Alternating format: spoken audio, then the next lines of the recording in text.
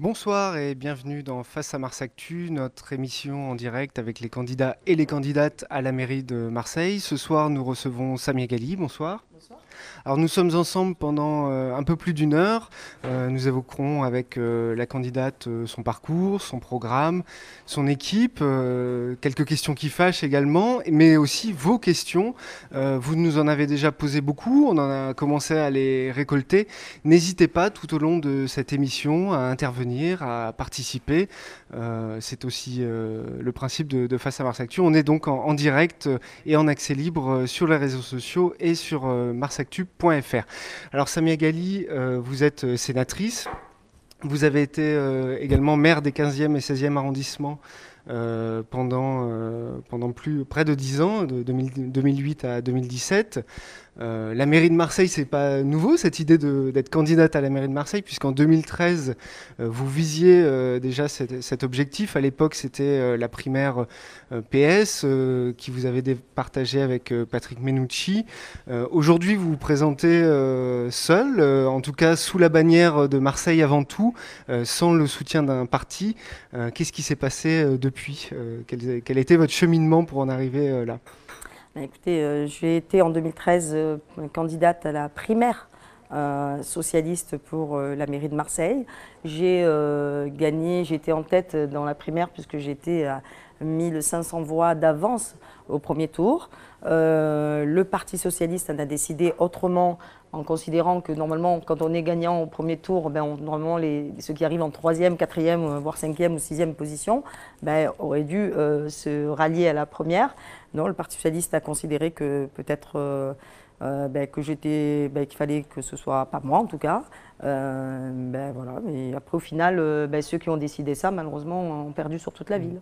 Ça vous a marqué ça a joué dans votre décision aujourd'hui? Ah, certainement, certainement, parce que d'abord parce que les Marseillaises et Marseillais me l'ont reproché tout le temps. Pendant 6 ans, j'ai entendu oui, mais vous auriez dû quitter le Parti socialiste, vous auriez dû quitter ce parti d'apparatchik. Voilà, c'est vrai qu'ils me l'ont dit à maintes et maintes reprises. Et beaucoup de Marseillaises et Marseillais vont se reconnaître dans ce que je dis, parce que c'est eux qui me le disaient. Et pour moi, justement, c'était de leur dire que voilà, j'ai fait aussi ce choix parce que j'ai entendu ce que me disaient les Marseillaises et Marseillais. J'ai entendu ce que me disent encore les Marseillais quand je suis sur le terrain. Je l'étais encore ce matin avec mes têtes de liste sur le marché du Prado et qui me disaient enfin vous êtes seul, c'est mieux que d'être mal accompagné. Voilà, donc, Et personne vous dit, mais sans parti, comment vous allez faire? Personne vous demande, par exemple, pourquoi vous n'avez pas pu discuter avec l'Union de la gauche qui se met en place au sein du printemps marseillais? Est-ce que cette absence de parti, ça suscite pas des interrogations sur votre capacité à aller au bout, à rassembler sur une large majorité? écoutez, d'abord, on parle de quelle union de la gauche? Il n'y a pas d'union de la gauche aujourd'hui, de quoi on parle? Donc, faut être clair, non, il n'y a pas d'union de la gauche. Il y a le PC, il y a une partie du Parti socialiste, et voilà, c'est tout. Donc, il n'y a pas d'union de la gauche. Ensuite, je ne suis pas seule. J'ai aujourd'hui plus de 15 000 Marseillaises et Marseillais qui se sont inscrits sur Marseille avant tout. Donc si ça c'est être seul, écoutez, voilà. On pensait que j'allais pas être candidate jusqu'au bout, je le suis. On pensait que j'aurais pas des têtes de liste partout dans tous les secteurs, que je ne serais pas candidate dans tous les secteurs, je le suis. On pensait que je ne pourrais pas remplir toutes les listes, je les remplis. Donc ça veut dire qu'il n'y a plus besoin de parti aujourd'hui? On pensait que je n'aurais pas de projet, je l'ai.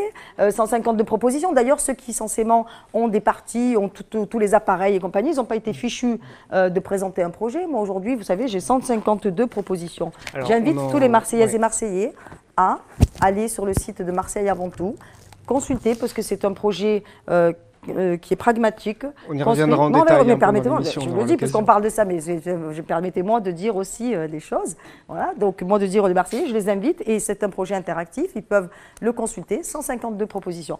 C'est ça ce que veulent les Marseillais, c'est qu'on s'intéresse à eux et pas qu'on fasse des accords d'appareil, parce que quand même, quand je regarde aujourd'hui, j'ai pas le sentiment, j'ai l'impression de sentiment de vieillerie que j'ai vu au Parti Socialiste, d'accords d'appareil. Moi, je suis contente d'avoir des têtes de liste aujourd'hui qui sont des Marseillaises et des Marseillais, qui sont ancrés dans la ville, et on va en parler. Voilà. Alors, mais aujourd'hui, vous êtes candidate, vous vous considérez comme candidate sans étiquette? Sans étiquette. Est-ce que C'est le bon style. divers gauche? C'est la bonne. Je pense que c'est bien. Parce voilà. qu'une étiquette, c'est parfois pratique, ça permet de savoir dans la vie de tous les jours ce Oh, qu'on vous savez, achète, ou là, dans la politique, ce pour quoi on vote. c'est vrai, ça c'est vrai. Qu'est-ce qu'il y a derrière Samia Ghali, derrière Marseille avant tout, derrière ce nom? Quelle est la ligne? Alors, d'abord, la ligne, vous savez, j'ai pas besoin d'une étiquette pour savoir où je vais ou qui je suis. Contrairement à certains. Peut-être moi, j'ai pas besoin d'étiquette pour exister. J'existe, les Marseillaises et Marseillaises me connaissent. Je pense qu'en matière de notoriété, les sondages ont toujours montré que j'étais connue à Marseille. Et quand je suis dans la rue, les Marseillais me reconnaissent, donc je suis connue. Donc il n'y a pas besoin d'étiquette politique pour se cacher derrière une étiquette politique déjà. Ensuite, je suis une femme de gauche, je l'ai toujours dit, mais être de gauche, c'est être au quotidien, c'est dans son travail, c'est dans mon attitude, c'est dans l'accompagnement. Et je pense que, ne serait-ce que dans le territoire où j'ai été élue, dans les mandats que j'ai occupés, j'ai toujours mené une politique de gauche et je continuerai à le faire. Mais par contre, je serai une femme aussi dans le pragmatisme et que peut-être, oui, il y a des fois des choses il faut savoir. Être de gauche, c'est aussi parler de la sécurité. Être de gauche, c'est aussi parler des sujets qui fâchent. Eh ben, je vais le faire aussi. Je veux être dans le pragmatisme. Ce qui m'intéresse, c'est Marseille avant tout. Il y a quelque chose au-delà de gauche-droite qui revient souvent et qui a l'air de vous distinguer beaucoup des autres candidats, c'est cette fracture nord-sud, dont vous parlez beaucoup, des quartiers délaissés. Est-ce que vous êtes cette candidate de la fracture nord-sud, et qu'est-ce que ça veut dire que les autres ne le soient pas? Vous savez, je vais vous dire, l'avantage que j'ai, peut-être par rapport aux autres, c'est que moi j'ai un regard à 360 degrés, de là où je viens, du bidonville dans lequel j'ai vécu. Et je parle bien du bidonville dans lequel j'ai vécu. À la maison Roucas-Blanc, puisque comme ça tout le monde en parle. Oui, à la maison du Roucas-Blanc, que j'assume. Voilà. Parce que celle-là, je l'ai eue à la sueur de mon travail, voilà, et de celui de mon mari. Aujourd'hui, ben oui, je suis fière. Je suis fière de mon parcours. Je suis fière de ce que je suis. Et dans ces quartiers, dans la souffrance dans laquelle ils sont, quand je suis à Bassens, là où je suis née, là où j'ai grandi, où je retourne, où je m'occupe d'eux, avec lesquels je travaille, là où je vais, que j'aille à la Castellane, que j'aille à la Solidarité, à la Savine. Mais vous savez, la différence, moi, c'est que moi, j'y suis dans ces quartiers. Non seulement j'y suis née, j'y ai grandi, mais je continue en tant qu'élue à y être. Et c'est ça qui est important, c'est de pouvoir savoir d'où on est et où on est. Alors, ça ne m'empêche pas d'avoir grandi, d'être né dans ces quartiers, et en même temps d'être justement avec un regard extérieur, être né et aussi habiter les quartiers sud, les quartiers, pourquoi pas, comme on dit, bourgeois de Marseille. Et alors, je n'aurais pas droit à cette ascension, seul, ce serait faut mourir là où on est né, vous savez, c'est ça la discrimination. C'est justement de ne pas permettre à ces Marseillaises et ces Marseillais de leur donner la possibilité de partir de Bassens pour aller habiter peut-être dans le 8e au Roucas. Et alors, eh ben moi je le souhaite, ce que j'ai voulu pour moi, je le souhaite à tous les Marseillaises et les Marseillais, je le leur souhaite. Et c'est ce que je veux, c'est pour ça que je suis pour qu'il y ait l'anonymat sur la demande de logement et qu'on n'ait plus maintenant en fonction, parce que la discrimination au logement, ça c'est une réalité. Et d'ailleurs, ceux qui m'attaquent sur cette question, c'est ceux qui ne veulent pas justement de cet exemple. Je suis un contre-exemple de ceux qui aimeraient me voir encore dans la misère. Peut-être que si j'étais dans la misère, excusez-moi de vous le dire vulgairement, mais si j'avais la morvelle, si j'étais pieds nus, eh ben ces gens-là, je leur ferais de la peine. Et c'est ça qu'ils voudraient, c'est que je leur fasse de la peine. Je suis désolée de ne pas vous faire de la peine et je n'ai plus envie de faire de la peine. J'ai fait de la peine. J'ai eu des assistantes sociales qui m'ont aidée. J'ai eu des médecins qui m'ont accompagnée. Oui, parce que c'était pas évident, parce que c'était pas toujours simple dans ma vie. Mais pour autant, aujourd'hui, eh ben, je fais plus de peine. Eh ben, tant mieux. Voilà. Et moi, j'ai pas envie de faire de la peine. Et je veux m'occuper de ceux qui font de la peine. Parce que ce qu'on m'a donné, je veux aussi le rendre. Alors, une question d'actualité avant d'en venir à votre programme et d'accueillir Lisa Castelli qui va se joindre à nous. Question d'actualité sur Mehdi, donc ce jeune homme de 19 ans de la cité Maison Blanche qui a été abattu par la police vendredi soir. Police qui était intervenue sur un braquage. Alors, on va pas rentrer dans l'enquête, on ne va pas empiéter sur l'enquête, bien entendu, mais il y a pas mal de questions qui se posent. Vous, est-ce que vous avez une réaction sur ce fait divers, sur ce drame? C'est d'abord, vous avez raison, c'est un drame, je crois qu'il faut l'appeler comme ça, parce que c'est vraiment un drame. C'est un drame parce que 19 ans, 20 ans, c'est un bébé, enfin, c'est un enfant. Sa place, elle n'est pas dans un cercueil. Sa place, elle aurait été normalement d'avoir un boulot, de pouvoir vivre normalement dans cette ville. Et vous savez, je vais vous dire, j'étais à Calisté pas plus tard que dimanche. Et il y a un jeune qui puisque je suis sortie d'une réunion, qui est venue me voir, qui me dit: Madame Gali, je sors de prison, je veux travailler parce que je n'ai pas envie de retomber dans la vente de shit et de ne pas être en capacité de répondre, parce que malheureusement la question de l'économie aujourd'hui, la ville n'est pas assez développée pour permettre d'apporter un emploi à tous ces jeunes. Mais au-delà de ça, c'est la formation, c'est qu'est-ce qu'on leur propose. Il y a plein de métiers qu'on n'a pas développés dans la ville, il y a plein de métiers qu'on n'a pas, alors qu'on a un potentiel énorme qu'on n'est pas allé chercher. Et moi, c'est ça qui me blesse, c'est ça qui me fait de la peine, c'est ça qui me révolte. Cette révolte, je veux la mettre au service des Marseillaises et des Marseillais. Alors oui, bien sûr, c'est un drame. Alors je ne vais pas rentrer dans l'enquête. L'enquête dira quelles sont les responsabilités des uns et des autres, ou qu'est-ce qui s'est passé. Mais c'est toujours un drame, et puis ça traumatise une cité, ça traumatise un quartier, il faut le savoir. Quand il se passe des drames comme ça, c'est traumatisant pour l'ensemble de quartier, qu'il soit concerné ou pas par ce qui s'est passé. Et encore une fois, c'est dramatique pour cet enfant, parce que pour moi c'est un enfant, je suis une mère de famille, donc je sais ce que c'est. Pour cet enfant, c'est dramatique pour sa famille, qui je présente toutes mes condoléances, parce que personne ne mérite la mort. Peu importe la raison, personne ne mérite de mourir.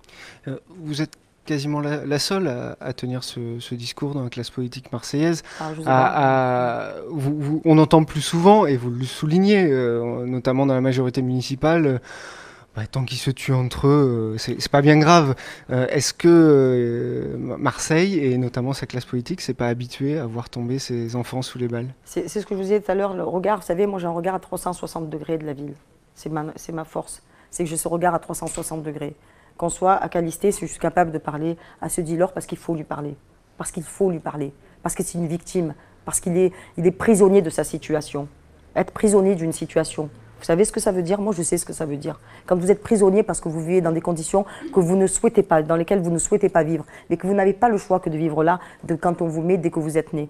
Moi, je sais ce que ça veut dire. Donc, je veux aussi, c'est pour ça que la différence entre les uns et les autres, c'est de faire semblant de ne pas voir, être dans le déni, fermer les yeux, avoir des œillères. Moi, je ne suis pas là-dedans. Moi, je veux ouvrir les yeux, je veux ouvrir les oreilles, je veux écouter, je veux pouvoir aussi dire les choses, mais je veux écouter, je veux voir, mais je veux aussi apporter des solutions. Je considère que ceux qui pensent qu'ils se tuent entre eux, c'est pas grave, c'est une grave erreur, parce que c'est là que, vous savez, la délinquance, elle n'a pas de... Alors peut-être qu'on a mis des barrières, on a fait des fractures entre le nord et le sud, ou même des fois entre secteurs, parce que quand vous prenez certains secteurs, ils sont déjà fracturés, même à l'intérieur du secteur. Donc, quand on fait ça, si on croit que parce qu'on a fait ça, on a mis des barrières transparentes, c'est faux.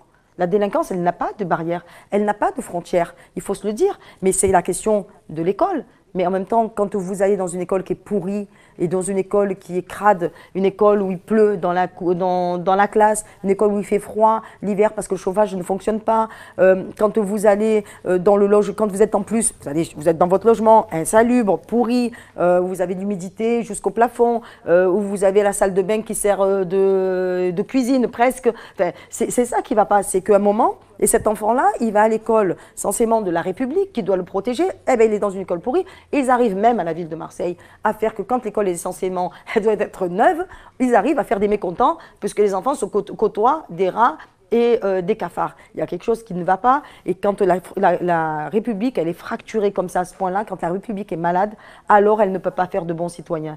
Elle ne peut pas faire de bons citoyens. La République, il faut qu'elle soit soignée, il faut qu'elle soit belle, il faut qu'elle soit compréhensible pour que derrière, elle soit comprise et surtout qu'elle soit respectée. Et moi, je crois que oui, il y a des facteurs dans la ville de Marseille, dans notre ville, que malheureusement, on a cassé. Il ne suffit pas de dire il y a le soleil, la mer, voilà, on pourrait presque faire une chanson, Notre-Dame de la Garde, et tout va bien, et tout est beau dans le meilleur du monde. Moi, je dis juste qu'il faut, au contraire, apporter des réponses aux Marseillaises et aux Marseillais, mais tous, ceux qui sont des délinquants, parce qu'il faut leur porter de réponse, parce qu'il faut les sortir de la délinquance, et ceux qui subissent la délinquance.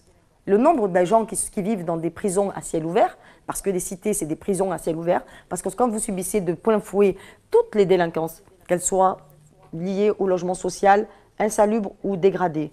Parce que pour moi, la délinquance, c'est aussi de laisser des personnes pendant des mois sans ascenseur et qui doivent monter 8 étages alors qu'ils ont des chimios à faire, parce que ça, je l'ai vu, des personnes âgées qui ont des chimios, qui refusent de faire leurs chimios parce qu'ils ne peuvent pas monter et descendre et que les pompiers leur disent qu'ils ne peuvent pas venir les chercher et les descendre. C'est ça la réalité. Et ça, c'est quoi? C'est de la délinquance aussi pour moi. Donc, c'est toute cette délinquance, qu'elle soit sociale, qu'elle soit économique, il faut s'en occuper. Il faut faire que Marseille aille mieux. Et moi, je crois à cela. Et alors, ces réponses, on va en parler en détail. Désolé de vous couper, mais vous pourriez en parler pendant des heures. Je pourrais en parler pendant longtemps. On va accueillir Lisa Castelli pour zoomer sur votre programme, sur ce projet. Bonsoir. Bonsoir. Et on reste dans un domaine connexe de la sécurité. C'est ça. Voilà, on s'est penché sur votre programme qui est un des premiers à avoir été rendu public par un candidat à la mairie de Marseille. 152 propositions. Oui, parce que c'est vrai qu'on l'a au bureau depuis quelques mois déjà, donc on a eu le temps de l'éplucher. 152 propositions. Et donc on est face à ce que vous décriviez, un programme que vous qualifiez vous-même de pragmatique, alors avec des propositions qu'on pourrait attribuer à une culture de gauche, d'autres plus proches d'une culture de droite aussi, vrai, ça vous le revendiquez. Et notamment donc sur la sécurité, puisque vous prévoyez le doublement du nombre de policiers municipaux, l'installation de caméras partout dans la ville. Mais la lutte contre la criminalité, est-ce que c'est pas l'affaire de l'État ? Oui, je l'ai dit. Alors, c'est compliqué de l'expliquer dans un projet parce qu'un projet, il est là pour valoriser ce que vous voulez faire en tant que maire. Si demain, j'étais maire de Marseille, donc c'est normal que je l'ai présenté comme ça en tant que projet, ce que je veux faire pour moi, en tant que maire, avec mes prérogatives pour Marseille. Mais vous avez raison, sauf que je ne l'ai pas dit, mais j'aurais pu l'écrire d'ailleurs dans un projet. Vous avez raison, mais à un moment, je me suis même dit moi-même, tu aurais dû l'écrire. C'est l'État, je mettrai face à ses responsabilités. Et certainement que j'assignerai l'État aussi, parce qu'il nous manque 200 policiers à Marseille, nationaux, 3 compagnies de CRS, j'assignerai l'État aussi à avoir une équité en matière de sécurité, parce que c'est son droit régalien, c'est le droit régalien de l'État, et qu'il est normal que l'État assure la sécurité de nos concitoyens. C'est ce qu'ont fait certaines villes de région parisienne, je crois récemment. Tout à fait. Voilà, je ferai exactement, mais c'est exactement ce que je ferai, parce qu'à un moment, je lui ai dit, la question de l'école, il faut que le maire que je serai demain, la maire que je serai demain, mettra en œuvre, faire en sorte que les écoles elles soient accueillantes et qu'elles soient belles. Je n'ai pas honte d'utiliser le mot belle, ça peut-être comme ça un peu futile, mais c'est un sens pour moi. Voilà, parce que quand on est un enfant, quand on a 3 ans, 2 ans et demi, on dit c'est beau, on dit c'est pas beau. Voilà. Moi, je trouve que le terme de belle, une école jolie, ça compte. Et ça fait partie de tout ce qu'on mettra en place. C'est pour ça que sur la question de l'éducation, et je veux pas, sur la question de la sécurité, j'ai dit que bien sûr, je veux le doublement de la police municipale. Je veux une police municipale par secteur, voilà, avec une antenne par secteur, qu'elle soit dédiée aux mairies de secteur, parce que je pense que c'est dans la proximité qu'on doit la gérer. Mais la police municipale, elle n'est pas là pour faire le travail, attention, de la police nationale. Voilà. Alors qu'est-ce qu'ils vont faire, ces nouveaux policiers ? Voilà, qu'on soit bien au clair. C'est le quotidien. Ça veut dire qu'il faut réparer le quotidien des Marseillais. C'est quoi ? C'est les voitures ventouses. Qui viennent, qui polluent des fois des quartiers, ça crée des disputes. Et je peux vous dire, en tant qu'élu de proximité, ça crée de la tension entre les habitants parce que vous avez un garage, il a des fois 3 mètres carrés de garage et il a finalement tout l'espace public. Et quand vous voulez garer votre voiture, vous ne pouvez pas le faire. Donc c'est faire que déjà on libère les espaces publics pour permettre à chacun de se garer. Quand vous avez des personnes à mobilité réduite qui ne peuvent pas se garer devant chez elles, beaucoup de personnes âgées qui ne peuvent même pas se garer devant chez elles ou sortir de chez elles parce qu'on vient se garer devant chez eux, c'est ça qui crée aussi le sentiment d'insécurité, ce sentiment d'impunité, ce sentiment, voilà, c'est de faire en sorte qu'on puisse, le quotidien, c'est être dans la rue, aller à la rencontre des commerçants, regarder ce qui ne va pas. J'ai dit que sur les commerçants, par exemple, il y aurait, pour ceux qui le souhaitent, c'est pas une obligation, hein, bien sûr, mais le bouton sécurité qui sera relié au commissariat, donc à l'antenne municipale, c'est de permettre de mettre des vidéosurveillance partout. Là, il faudra les rajouter. C'est de créer le voisin vigilant parce que là où je l'ai mis en place, on est passé j'en avais mal à la tête tellement il y avait des cambriolages, à 0 cambriolage. Alors, par exemple, voisin vigilant, est-ce que pour vous, donc c'est un dispositif où c'est de... Alors, comment l'expliquer exactement ? C'est des voisins entre eux qui signalent, qui surveillent des maisons, c'est ça ? Oui. En fait, c'est pas qu'ils soient... Enfin, attention, hein, ils ne doivent pas agir, hein, on est bien d'accord. Vous avez aujourd'hui beaucoup de personnes qui sont seules, personnes âgées. Et le voisin vigilant, d'abord, ça crée du lien. Et moi, je l'ai vu là où on l'a mis en place, ça crée vraiment du lien entre les gens, parce que des fois, il y a des voisins, ils ne se sont jamais vus, ils ne se sont jamais parlé. Et le fait déjà de se mettre en réseau, De dire, s'il y a quelqu'un qui arrive dans une copropriété ou dans un lotissement et que vous n'avez pas l'habitude de voir ou qui revient, qui va, qui vient, vous pouvez signaler à votre voisin en disant, mais c'est qui? On va vous dire, c'est le copain, l'ami de machin, tout va bien, il n'y a pas de souci. Et puis cette personne, et si la personne elle est repérée comme étant quelqu'un qui vient repérer des lieux, parce que c'est comme ça que ça se passe quand un cambrioleur, il ne vient pas du jour au lendemain, il repère des lieux, il essaye de voir ce qui se passe. C'est aussi de la prévention. Et ça peut marcher ailleurs que dans des lotissements, ça peut marcher dans un immeuble, non. dans un centre-ville. Alors, je vais être honnête avec vous. On va être honnête, après moi je ne suis pas là pour vendre du rêve, c'est pas le but, mais déjà dans les noyaux villageois, c'est des choses qui fonctionnent bien parce que faut être dans un pâté de maison. Mais ça peut fonctionner dans des résidences, ça ne marchera pas dans une cité parce que ce sera compliqué et après on va tomber dans la délation, c'est pas le but, c'est pas ça qui compte, mais par contre dans des copropriétés, dans des lotissements, mais déjà si on règle déjà cette partie-là et qu'il y a de la part de tout à chacun de regarder ne serait-ce qui se passe chez son voisin. Quand vous avez ne serait-ce que des femmes des fois battues et que y a personne qui dit rien parce que la femme quand elle est battue elle n'a pas le temps d'appeler la police. Vigilants, les gens seraient plus à même de pense, dénoncer ce genre de choses. Oui, parce que entre eux vont se dire mais qu'est-ce qui se passe? Tiens, peut-être qu'on va signaler. Après c'est à la police à considérer si c'est important ou pas important, si c'est opportun ou pas d'agir. Mais je crois que c'est une association de tout ce qu'on va mettre en place qui fera qu'on ira mieux. C'est de faire en sorte qu'il y ait des centres sociaux pour que la jeunesse puisse sortir. Moi, j'ai vécu des centres sociaux. Je suis allée en colonie de vacances. J'ai fait des activités. Aujourd'hui, les centres sociaux, ils n'existent pas. Quand vous voyez que, franchement, des fois, c'est des dealers qui mettent des piscines hors sol pendant l'été, qui font des sapins de Noël l'hiver, en Noël, qui font l'animation. Non, je considère que l'animation... C'est pour la partie éducation, du coup. Mais ça va ensemble. Je pense qu'on ne peut pas dissocier la partie sportive, culturelle, éducation et sécurité. Parce que je pense que si on met ensemble, on fait en sorte qu'on puisse bien vivre on peut bien vivre dans un quartier, on peut bien vivre. Moi, j'ai vécu dans la misère la plus absolue, mais alors on n'avait pas les réseaux sociaux, donc on ne savait pas ce qui se passait ailleurs. Ça nous a peut-être protégés. Aujourd'hui, on sait déjà ce qui se passe au bout du monde, donc c'est plus compliqué. On est à la communication, on est dans une société de consommation aussi. Donc tout ça, peut-être que oui, c'est vrai que donc on est plus demandeur de choses que ce qu'on pouvait l'être quand on était ma période à moi. Mais alors parlons d'argent. C'est vrai que si vous voulez mettre plus de caméras de vidéosurveillance dans la ville a déjà investi énormément récemment. Non, il y a un marché à 46 millions quand même qui a été signé il y a quelques mois. Est-ce que c'est le moment de rajouter encore de l'argent plutôt que de le mettre dans ce que vous décrivez, la prévention, le social? Oui, mais sauf que là, vous me parlez d'investissement et moi, je vous parle, là, il y a l'investissement et le fonctionnement. Là, on est sur l'investissement. D'abord, il faut savoir que vous pouvez récupérer, notamment en matière de sécurité, dans l'investissement sur les fonds européens, des aides pour la sécurité, ce que n'a pas fait la ville de Marseille, quand même. Nous, on ne demande jamais d'aide à personne, on est tellement riche qu'on ne demande pas d'aide aux autres.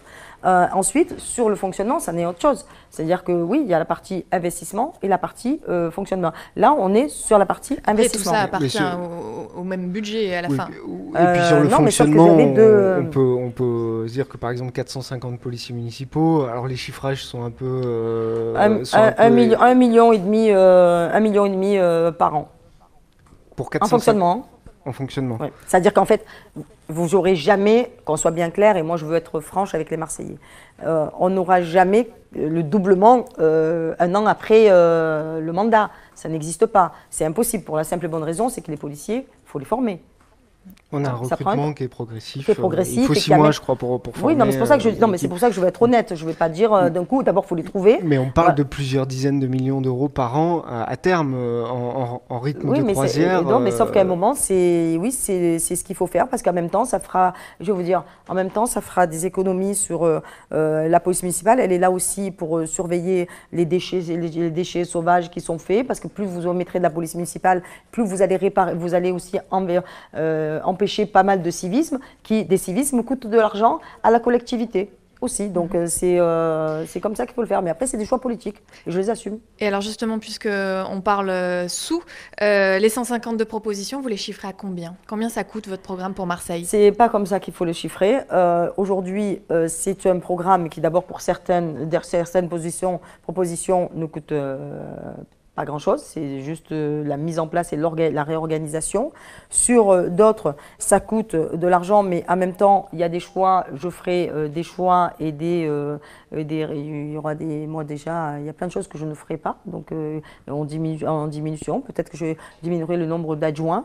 Voilà, c'est aussi, ça fait partie des choses qui seront mises en place sur l'organisation de la mairie. Je pense qu'on va mutualiser des moyens, on va réorganiser les services, ça va permettre aussi en fonctionnement de réduire certains coûts. Il y a plein de choses qui permettent de réduire des coûts et de pouvoir réutiliser l'argent et le mettre à bon escient. Après, il y a des questions foncières, il y a de l'argent qu'on peut récupérer notamment dans le cadre du foncier. C'est sûr que si à chaque fois que la ville achète un immeuble, elle le revend moins cher que ce qu'elle a acheté, c'est sûr que là, c'est sûr qu'on va pas y arriver. Ben, peut-être les immeubles qu'on achètera, sauf si c'est pour des bailleurs sociaux, mais là c'est en discussion, ça sera en discussion avec les bailleurs sociaux pour qu'ils puissent rénover et avoir, si on leur vend, parce qu'on peut vendre du logement privé à des bailleurs sociaux pour pouvoir qu'ils puissent justement reloger des familles, et notamment en centre-ville ou dans le diffus. Mais si ce n'était pas le cas, ce que je peux vous dire, c'est qu'on pourra revendre, mais à des vrais prix, ou voire un prix un peu plus important. Moi, je l'ai vu faire. Je peux vous dire qu'on a des fois vendu ou donné des terrains à des prix défiant toute concurrence. Mais là, clairement, la marge, elle est très mince. Aujourd'hui, les finances de la ville sont quand même... La ville est quand même très endettée. On est sur une des plus grandes dettes de France pour les grandes villes. On a 2,5 milliards d'euros de dettes et on a, ça fait 2400 euros de dettes par habitant. Mais vous savez qu'aujourd'hui, la région perçoit, la région Provence-Alpes-Côte d'Azur, perçoit 2,5 milliards d'euros des fonds européens. Dans ces 2,5 milliards d'euros, nous avons la question du logement, la sécurité, l'emploi, l'économie, il y a plusieurs, l'environnement. Quand on fait le prorata de tout ça, Marseille devrait toucher, parce qu'il y a à peu près 5 millions, je crois, je ne dis pas de bêtises, je crois 5 millions, 6 millions d'habitants dans la région. Marseille, 860 000 habitants, je fais un ratio rapide, on va être à 470 millions d'euros pour la ville de Marseille, au prorata de ce que nous sommes. Et donc la manne, elle est à l'extérieur. Il faut aller la chercher avec les dents. Mais c'est plus qu'avec les dents. Tout à l'heure, on a parlé des cités, par exemple, projets en rue, que ce soit Herbel, que vous soyez, peu importe, dans le 11e et 12e arrondissement, 9e ou 10e arrondissement, 15e, 16e, 13e, 14e. Est-ce que vous trouvez normal qu'on n'a pas utilisé tout l'argent de l'ANRU pour Marseille ? Voilà. Là où les autres sont allés même récupérer l'argent, je vais prendre Nice par exemple. Nice a récupéré l'argent que nous n'avions pas utilisé, que ce soit sur le logement social, que ce soit sur la question de l'ANRU, que ce soit sur plein de sujets. Nice a récupéré de l'argent parce que derrière, ils sont allés chercher l'argent où il était. Comment on fait demain pour récupérer de l'argent si on ne monte pas des dossiers, si on ne va pas les chercher? C'est pour ça que je créerai aussi une antenne en partenariat avec la région, puisque la région est là pour ça, une antenne régionale municipale. Il y aura un adjoint dédié au fonds européen, parce que je pense que là-dessus, on a besoin, nous, Marseillais, d'aller chercher l'argent là où il se trouve. Les Marseillais, comme n'importe quel Français, payent des impôts. On est dans l'Europe. Alors, on regarde toujours le mauvais côté de l'Europe. Nous, on va essayer de regarder le meilleur côté et aller chercher la manne financière là où elle se trouve. Alors, pour revenir aux 152 propositions, vous en parliez, il y a certaines qui ne coûtent pas très cher. Il y a des agences, vous proposez plusieurs choses, des agences, des schémas, des conseils, des conférences sociales, une conférence annuelle des écoles, un plan numérique, une agence municipale pour les écoles. C'est des choses qui coûtent pas cher, c'est de la concertation, mais ça va peut-être un petit peu à l'inverse de votre image de femme d'action. Comment vous pouvez attester que c'est des choses, des engagements sur lesquels vous vous tiendrez et pas juste des mots pour remplir un programme? Parce que je l'ai déjà fait. À ma petite échelle, je l'ai fait.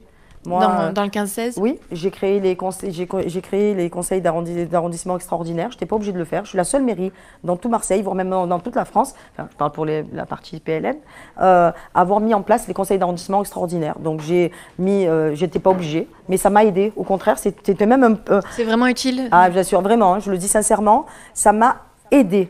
Ça m'a aidé pourquoi ? Parce que un homme ou une femme politique, on n'a pas tout, on n'a pas toute la science infuse, on ne connaît pas tout. Voilà. Et finalement, d'avoir fait ces conseils d'arrondissement extraordinaires. Par exemple, on a parlé de la Castellane, on peut parler de la pollution du port, par exemple, sur la question du port, sur la question de la décharge de septembre, sur la NERT, sur plein de sujets. Je considérais que je n'avais pas, moi, même si j'avais le mandat des administrés, finalement, à décider pour eux sur des sujets qui, quand j'ai été candidate, n'étaient pas sur la table ou en tout cas pas de cette façon-là. Donc il était normal que je prenne la température et que je les fasse parler. Et c'était très intéressant parce qu'en réalité, vous apercevez quoi? Que chez les administrés, chez les administrés tout court, vous avez des hommes et des femmes de qualité, des talents, qui sont spécialisés dans tel ou tel domaine et qui vous apportent un savoir que même en payant un organisme, vous ne l'aurez pas. Parce qu'eux, ils s'appuient aussi sur leur intérêt. Vous savez ce que ça peut leur faire en bien ou c'est ce que ça peut leur faire en mal. Et l'avantage, c'est qu'on a les deux. Donc quand on met tout le monde autour de la table, ben, on est dans un projet pragmatique. Et quand on prend une position, c'est eux, on fait l'inverse. Conseil d'arrondissement extraordinaire, c'est quoi? C'est que ce sont les administrés qui parlent, les élus de toutes bords confondus, tout le monde, c'est le conseil d'arrondissement, donc c'est tout le conseil d'arrondissement, écoute la population. Ensuite, la population émet des vœux. Et ça a donné lieu à des prises de décision Sur la question des écoles, par exemple, on a été les premiers, vous savez, avant la pétition, avant tout ce que vous voulez. Nous, on a dit les choses. On a fait un conseil d'arrondissement extraordinaire sur la question des écoles, où derrière, nous avions, par exemple, demandé à tous les directeurs d'école, tous les parents d'élèves, de donner toutes les problématiques liées aux travaux de leurs écoles. Et chacun a dit aussi ce qu'il pensait de la situation de l'école. Et ça a donné lieu à un pavé comme ça, que j'ai remis au préfet de région, préfet à l'égalité des chances, au maire de Marseille, au président, à tout le monde, au ministre de l'Éducation. Et c'est de là, d'ailleurs, qu'à l'époque, Najat Vallaud-Belkacem a décidé d'enlever l'argent, de proposer de retirer l'argent des comment on appelle ça, la dotation de solidarité urbaine. Non, oui, il y avait ça. Sur les stages. Sur aussi l'animation, puisque là, on ne faisait pas l'école de 4 jours. Sur les rythmes scolaires. Les rythmes scolaires, excusez-moi, j'ai perdu mon fil. Voilà. Et cet argent a été mis pour faire des travaux d'urgence dans les écoles. Voilà, c'est parti de là. Donc, vous voyez que ça peut aussi servir. Quand on a fait sur la décharge de septembre, pareil, qu'est-ce qui s'est passé avec Ségolène Royal derrière, que je suis allée voir au ministère, avec mon conseil d'arrondissement extraordinaire, ça donne aussi ça vous donne une force. Ben demain, je ferai la même chose parce que selon les sujets, parce que d'ailleurs, vous disiez aussi par rapport à l'État, vous savez, l'État regarde aussi, il y a toujours des élections nationales, donc ils regardent toujours ce qui se passe sur telle et telle ville. Mais si demain, vous avez les Marseillais qui vous apportent, qui sont là, qui vous portent aussi dans ce que vous portez, qui partagent avec vous votre projet, eh ben, alors là, ça vous donne encore plus de force. Alors, pour poursuivre sur ces conférences, et notamment, vous parlez, proposition numéro 5, une conférence sociale se fera chaque année en présence de l'ensemble des syndicats, avec, vous dites, un dialogue social équilibré. Alors, est-ce que ça veut dire tout simplement qu'avec vous, la cogestion avec FO, c'est fini? Il n'y a pas que FO, Moi, je vais vous dire, c'est pas que FO, parce que moi, j'ai un avantage, c'est que j'ai aucun lien avec aucun des syndicats. Aucun syndicat, parce qu'il y a FO d'un côté et il y a CGT de l'autre.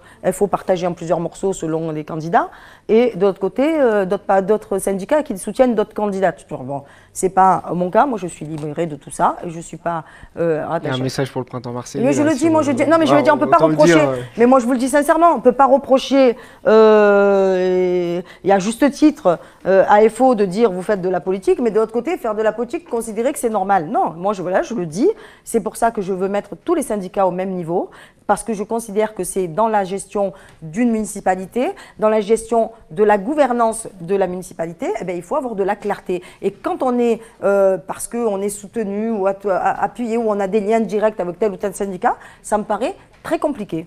Et alors, c'est vrai que c'est une thématique qui avait été énormément portée en 2014 par Patrick Menucci, qui était le candidat. Je pense qu'il était du même David que moi là-dessus, d'ailleurs. Voilà, et c'est quelque chose qu'il a beaucoup soutenu. Et il s'est quand même un peu cassé les dents. C'est vrai qu'aujourd'hui, Patrick Rué de Force Ouvrière revendique à demi-mot d'avoir réussi à le faire perdre. Il dit on ne peut pas faire gagner, FO ne peut pas faire gagner un candidat, mais peut faire perdre un candidat. C'est pas quelque chose qui vous inquiète, ça, de vous mettre à dos des syndicats? Justement, vous savez, quand on veut aller à la mairie de Marseille, quand on veut être le maire de Marseille, moi je veux être maire des Marseillaises et des Marseillais, je ne veux pas être le maire d'un syndicat. Donc je ne suis pas le maire de tel ou tel syndicat. Je serai la maire des Marseillaises et des Marseillais. Et que c'est eux qui vont décider, c'est eux qui vont voter, c'est eux qui vont, si moi je présente ça et je veux être, encore une fois, je veux pouvoir être libre. Si je vous dis, si je dis ça, ou alors de même que personne, alors on demande à FO de choisir ou à la CGT de choisir le candidat pour demain. Non, c'est pas possible. Et vous parlez aussi de remobiliser les agents. Alors après, je n'ai pas dit qu'attention, je n'ai pas dit que je ne parlerai pas avec les syndicats. Vous avez bien vu, j'ai parlé de conférences syndicales pour pouvoir poser les problèmes. Au contraire, même pour eux, c'est une chance de pouvoir discuter de manière apaisée et de manière dans l'intérêt général. Est-ce que ce n'est pas l'intérêt de Marseille qui compte? J'ai lu vous parler de compromis, d'arrangement, de passe-droit. Il va y avoir de quoi discuter, effectivement. Bien sûr, mais bien sûr, parce qu'à un moment, moi je l'ai vécu.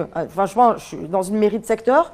Vous avez des gens qui travaillent, qui ont des capacités, sincèrement, qui demandent rien, qui sont au fin fond de tel ou tel service ou tel centre d'animation, qui sont des gens de qualité, qui donnent de leur temps, qui sont là le week-end, qui sont dans les vacances scolaires, qui sont là le soir, qui sont le jour férié.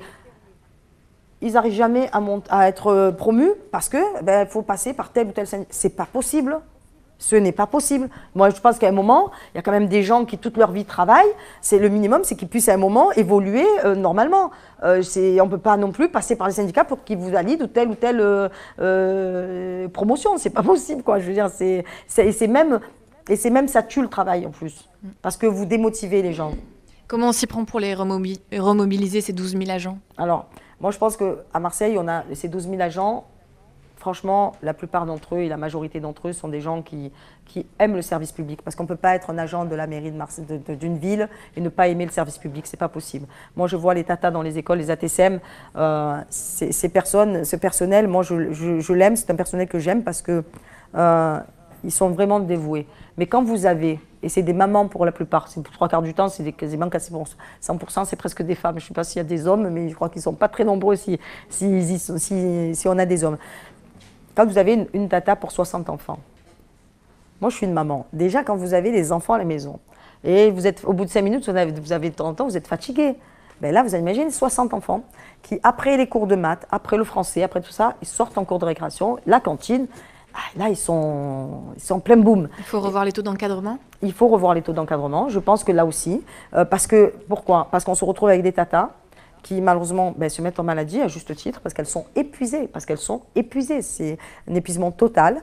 Et que derrière, finalement, on met en danger les enfants parce que d'abord parce qu'elles ne sont pas assez nombreuses et qu'on met des enfants en danger et qu'on les met, elles, en situation aussi de dangerosité parce que s'il arrive un drame, elles seront responsables.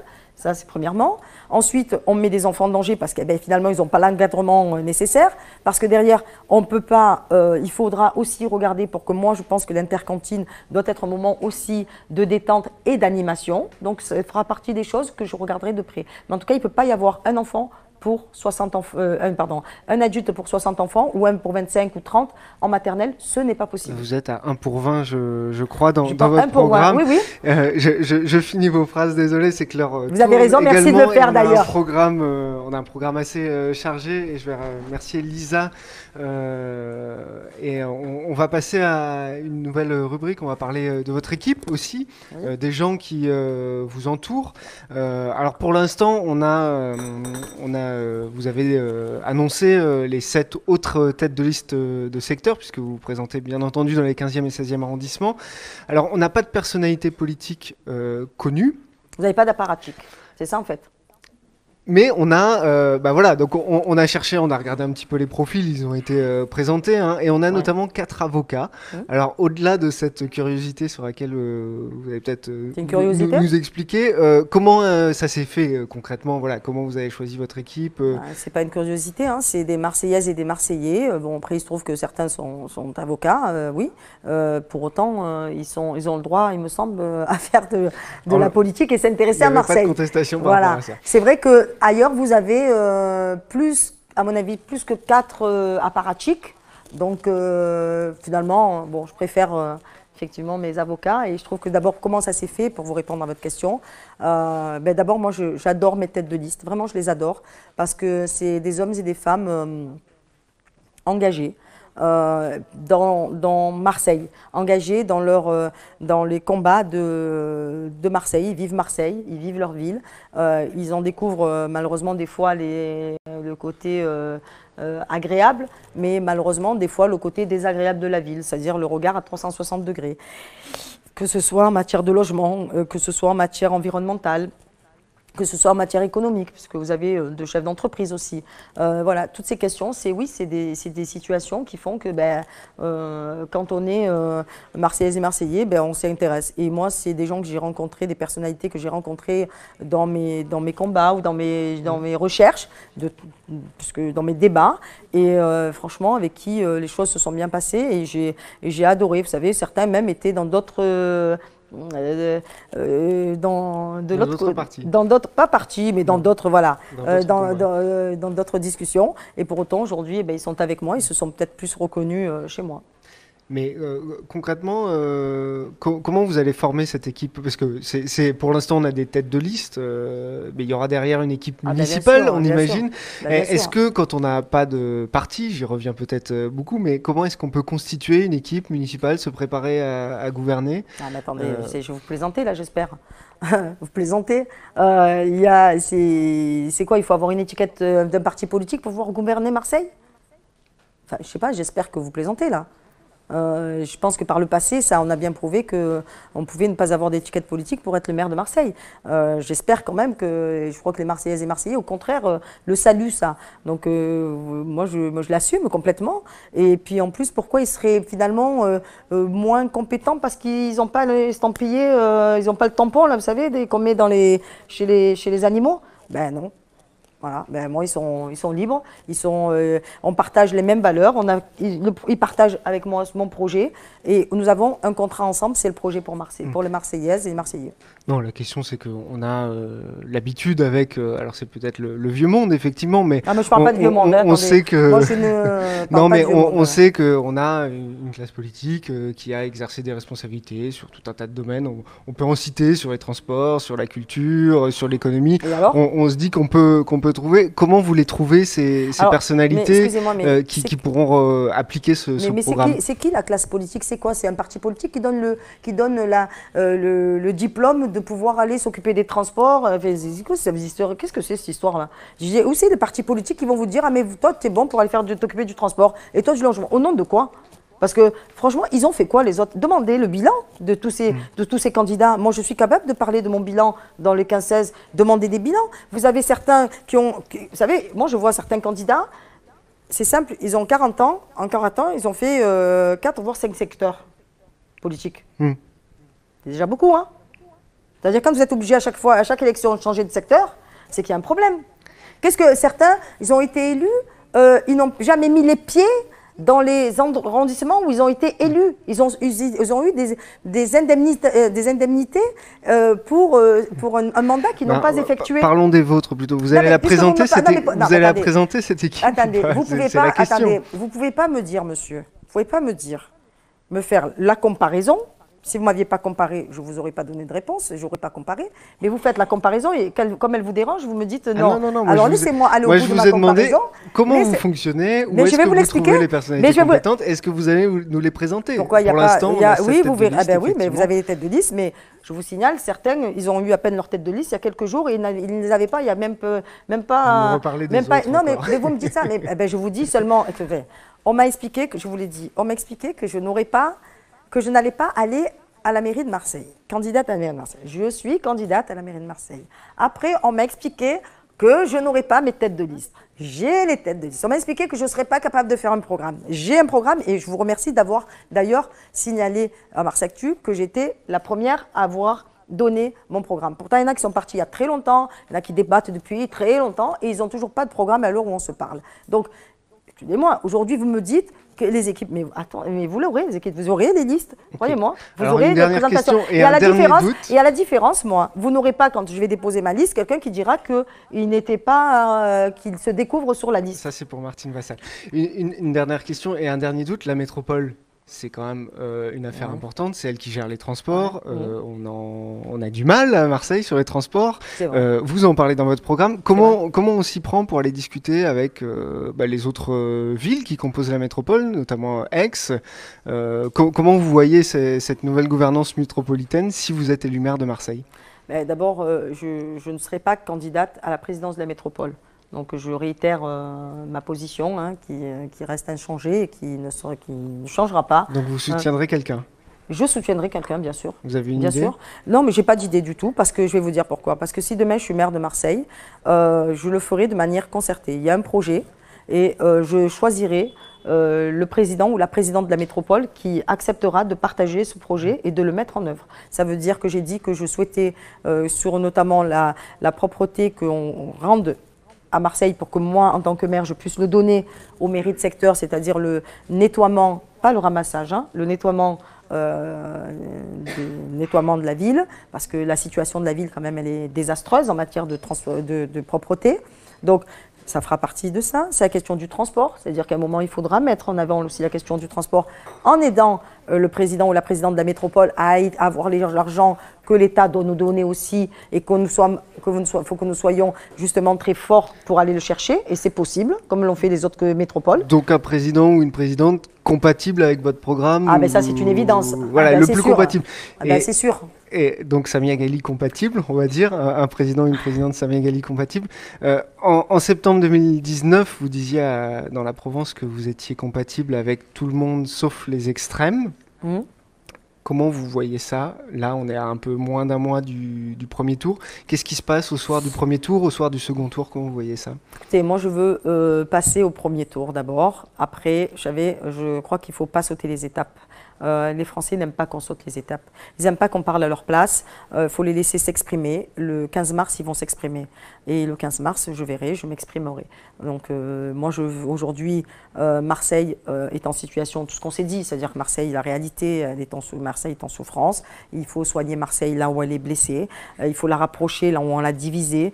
Il y a plein de choses à faire. Voilà. Et il y a plein de choses que j'ai envie de faire parce que vous connaissez ma pugnacité, ma fidélité aux Marseillais. J'ai aussi cette envie, je l'ai au fond de moi. Voilà. Moi, je ne suis pas née pour être maire. Je ne suis pas née même pour être là devant vous en train de discuter. Je ne suis pas née pour être ça. J'aurais pas dû être là dans ma vie, moi. Voilà. Ma vie n'était pas faite pour que je sois à côté de vous et de débattre ici à Marsectu en tant que candidate à la mairie de Marseille. Donc, vous savez, tout ça, comme quoi, évidemment, dans la vie, il y a des choses, même quand vous avez des obstacles, même quand c'est dur, même quand... Et au contraire, ça me donne encore plus de force, plus d'énergie. Merci d'être là. Voilà. Mais je vous remercie de m'avoir invité. Mais ce que je peux vous dire, c'est que... Eh ben, on verra. Mais ce que je peux vous dire, c'est que j'ai un projet. J'ai un projet pour Marseille parce que mon projet, je ne l'ai pas fait juste comme ça pour m'amuser. C'est pas de l'amusement. Je ne me suis pas ennuyée pendant un moment et dire, tiens, je vais écrire un projet avec les gens qui m'entourent, les gens qui m'ont accompagné, les Marseillaises et Marseillaises qui m'ont accompagné, pour dire, tiens, je fais un projet pour m'amuser. Non, j'ai fait un projet parce que j'y crois. Tout ce que je vous ai dit là, je l'ai dit avec sincérité, avec ma force, après peut-être avec mon énergie, ma force, ma détermination. Et ça, je peux vous dire que le 15 mars, toute cette détermination, elle ne va pas disparaître, au contraire. Et ce projet, il a effectivement un sens. Vous y avez mis votre... Mes tripes. Voilà. Vos tripes. Dedans, dans le résumé, dans les tracts, et également, vous rappelez que vous avez combattu la politique de Jean-Claude Gaudin pendant, oui, moi je l'ai pas applaudi pendant 25 ans. Dernier conseil municipal. Est-ce que ça veut dire que vous êtes également compatible avec ceux qui l'ont porté, ceux qui l'ont défendu, ceux qui ont voté ses budgets, Bruno Gilles et Martine Vassal, puisqu'ils sont deux candidats qui se revendiquent différemment de l'héritage, mais en tout cas qui ont porté cette politique. Moi, je suis pas dans l'hypocrisie, moi. Moi, vous savez, quand j'ai combattu Jean-Claude Gaudin, j'ai été une adversaire redoutable auprès de Jean-Claude Gaudin. Il l'a reconnu, il le reconnaît d'ailleurs, hein, quand il parle de moi. Il le dit. Et c'est pas mon ami, on se vous voit. Moi, c'est pas mon copain, on me tape pas sur l'épaule à moi. Voilà, on se vous voit, lui et moi, très courtois. Je me suis pas, au conseil municipal, j'ai pas double discours. Je vais pas, moi, manifester devant la mairie lorsqu'il y a 8 morts à la rue d'Aubagne le 5 novembre, et ensuite me lever pour l'ovationner, l'applaudir, comme si finalement c'était l'homme le plus merveilleux, être en admiration, lui dire que c'est un homme super, que c'est une bête politique. Non. Alors laissons Jean-Claude Gaudin derrière nous. Si, parce que vous parlez de... vous parlez de ça. Non, oui, mais vous me parlez de ça, je vous réponds, puisque vous me parlez de Jean-Claude Gaudin et de sa majorité, mais je vous explique aussi qu'il y a des gens qui aussi arrivent aussi à avoir un double discours, triple discours. Voilà. Moi, j'ai pas passé un accord avec les uns et les autres pour ne pas taper sur tel sujet ou tel sujet en fonction des intérêts que j'ai pu avoir derrière. C'est aussi une réalité. Je considère juste qu'on verra. Moi, j'ai un projet pour Marseille. Je le ferai dans l'intérêt des Marseillaises et des Marseillais. Voilà. Il y a une réalité aussi, il y a le Front National. Donc moi, je ne vais pas préjuger de ce qui se passera demain. Je dis juste que je veux être le maire de Marseille, je donnerai tout pour le devenir.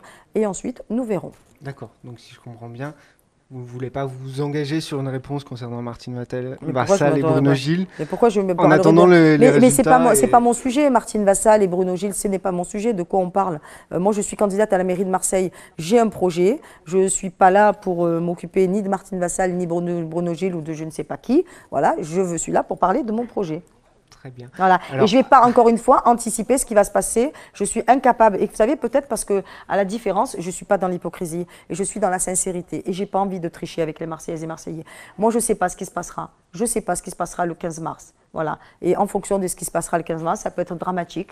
Donc, je peux aussi, oui, en fonction de ce qui se passera, je ne sais pas. Donc, je ne vais pas vous dire. Voilà. Non, mais je préfère qu'on se le dise, quoi. Je ne vais pas vous mentir ici, dire quelque chose, parce que c'est voilà, c'est bien, je peux le faire. Et puis après, vous dire, ah non, vous ne me prendrez jamais à défaut sur mes propos, d'ailleurs. Et vous ne l'avez jamais fait parce que je n'ai jamais pu le faire. On verra si on va au bout comme ça. Avant de revenir sur votre projet, notamment parce que ceux qui nous écoutent, lecteurs, internautes, ont posé pas mal de questions aussi sur ce projet. On va passer à la rubrique des questions qui fâchent. Et Violette se prépare à rentrer. On l'accueille. Elle a un joli prénom pour faire cette rubrique quand même. Hein. Merci, c'est pas moi qui l'ai choisi, mais merci. Mais c'est ça, ils se sont dit, on va prendre. Moi, ils ne me connaissaient pas à l'époque quand ils ont choisi mon prénom. Elle n'était pas prédestinée à être sur ce fauteuil non plus. Ah, d'accord. Ah, ben, comme quoi? Bon, Samia Ghali, bonsoir tout d'abord. Vous êtes lancée dans la campagne des municipales alors qu'une enquête du PNF, le parquet national financier, vous vise. Cette enquête, elle concerne entre autres votre immense piscine. Non, c'est pas une immense piscine. Oh, elle est grande quand même. Oui, elle est comme toutes les piscines de France, mais je sais pas, vous avez 14 par 10. Enfin, moi, ça me... Ah non, c'est pas 14 par 10. Alors vous avez un problème de mesure. C'est pas les bons chiffres. À la mesurer si vous voulez. Bon, de toute façon, elle fait pas 14 par 10. La question restera la même. Non, mais c'est la question restera la même. Non, mais la question, c'est pas grave, je vais vous y répondre. Dire combien fait votre non, mais elle fait pas 14 par 10, elle fait 10 par 4. Voilà, si vous voulez savoir. D'accord. Alors, donc, vous avez un problème de mathématiques. Mais la question sera la même, il n'y a pas de problème. Donc, on est sur la colline du Rocas-Blanc. Oui, je l'ai dit. Piscine qui a été, vous l'avez dit tout à l'heure, piscine qui a été construite, alors vous n'étiez pas encore propriétaire de cette piscine, sur un espace boisé protégé. Cette piscine, vous l'avez fait régulariser ensuite, alors que vous étiez vice-présidente, elle a été régularisée. Merci. Alors que vous étiez faites attention à la diffamation, madame. Non, mais je vous le dis parce que vous êtes jeune. La diffamation, non, si, parce que vous avez demandé à ce que la piscine soit régularisée. Non, madame, c'est là. Faites attention. Vous avez demandé à ce que la piscine soit régularisée. Vous savez, vous êtes jeune. Je crois qu'il n'y a pas de diffamation. Non, madame, si, je vous le dis pour vous, dans votre intérêt. Je m'en fous, je vous le dis dans votre intérêt. Voilà, vous démarrez, vous êtes apparemment. Je crois sincèrement que là, il n'y a pas de diffamation. Faites attention à ce que vous dites. Est-ce que je peux vous poser ma question? Je préfère. Voilà, je vous le dis. Est-ce que je peux vous poser ma question? Non, attendez. Que vous posiez une question, c'est une chose. Mais je vous le dis, j'ai pas de souci, je vais répondre. Mais quand je vous dis juste une chose, non. Plutôt que de parler directement de diffamation. Elle n'a pas fini sa question. Oui, mais quand même, dans les mots qu'elle utilise, non, les mots ont un sens. Les mots ont un sens. Je vais répondre. Ne vous inquiétez pas. Ça, on est d'accord. Les mots ont un sens et ils ont une valeur. Moi, quand je dis des mots, je mesure les mots que je dis, je les assume et je considère que les mots ont une valeur. Faites attention aux mots que vous utilisez. Faites attention aux mots. Comme vous n'êtes pas dans ma situation, vous ne connaissez pas ma situation. Comme vous ne connaissez pas ma situation, vous ne pouvez pas le savoir. C'est à vous qu'on va poser plutôt les questions. Voilà, donc posez la question, mais n'affirmez pas des choses que vous ne savez pas. Alors, oui, mais c'est compliqué, effectivement. Oui, mais justement, madame, je vous évite de dire des bêtises. Donc, c'est mieux. Piscine qui a été régularisée. Oui. D'accord? Vous avez fait la demande pour régulariser cette piscine. Je n'ai pas fait de demande. Faites très attention. Vous ne vouliez pas la régulariser? Faites très attention. Je n'ai pas fait de demande. Je vous le dis. Faites très attention à ce que vous dites. Piscine qui a été régularisée. D'accord? Vous étiez à ce moment-là vice-présidente de la communauté urbaine qui a validé cette régularisation. Depuis que vous êtes candidate, on ne vous a pas vraiment entendu sur cette affaire. Pourtant, elle est toujours en cours. Vous avez été auditionnée en novembre dernier. Je pense, sincèrement, que les électeurs se posent forcément la question. Vous avez raison. Samia Ghali, est-ce que vous avez bénéficié de passe-droit? Alors, faites bien encore une fois attention aux termes que vous utilisez. Je vous le dis. Vous voyez, il y a 2 caméras qui filment, donc faites bien attention. Oui, ils sont bien choisis. Voilà, donc faites bien attention aux mots que vous utilisez dans votre intérêt.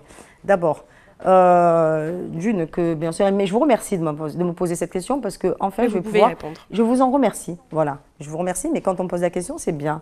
Mais pas qu'on fasse des affirmations qui sont de fausses affirmations. Alors répondez peut-être. Mais je vais y répondre, ne vous inquiétez pas, je vais y répondre, mais je prendrai le temps qu'il faut pour y répondre.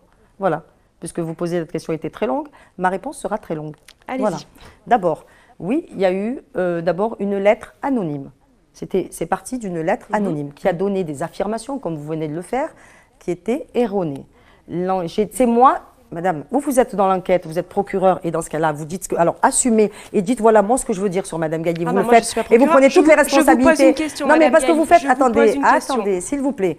Ou vous prenez la responsabilité et là vous l'assumez, vous mettez devant la caméra et vous l'assumez et vous allez au bout de votre responsabilité. Ou alors vous me laissez y répondre et sans faire de commentaires. Voilà, d'accord? Parce que c'est mon sujet, c'est pas le vôtre, c'est mon histoire, c'est pas la vôtre. Donc permettez-moi au moins de savoir ce que j'ai. Les électeurs aimeraient savoir. Oui, mais justement. Je vous laisse donc répondre à la question. Avez-vous bénéficié de passe-droit? Alors n'essayez pas de les amener vers des fausses rumeurs. La rumeur, ça suffit. J'en ai assez subi. Croyez-moi, j'ai ma dose, j'ai tout ce qu'il faut. Merci pour tout cela. Donc, permettez-moi de répondre aux lecteurs. D'ailleurs, c'est à eux que je vais m'adresser.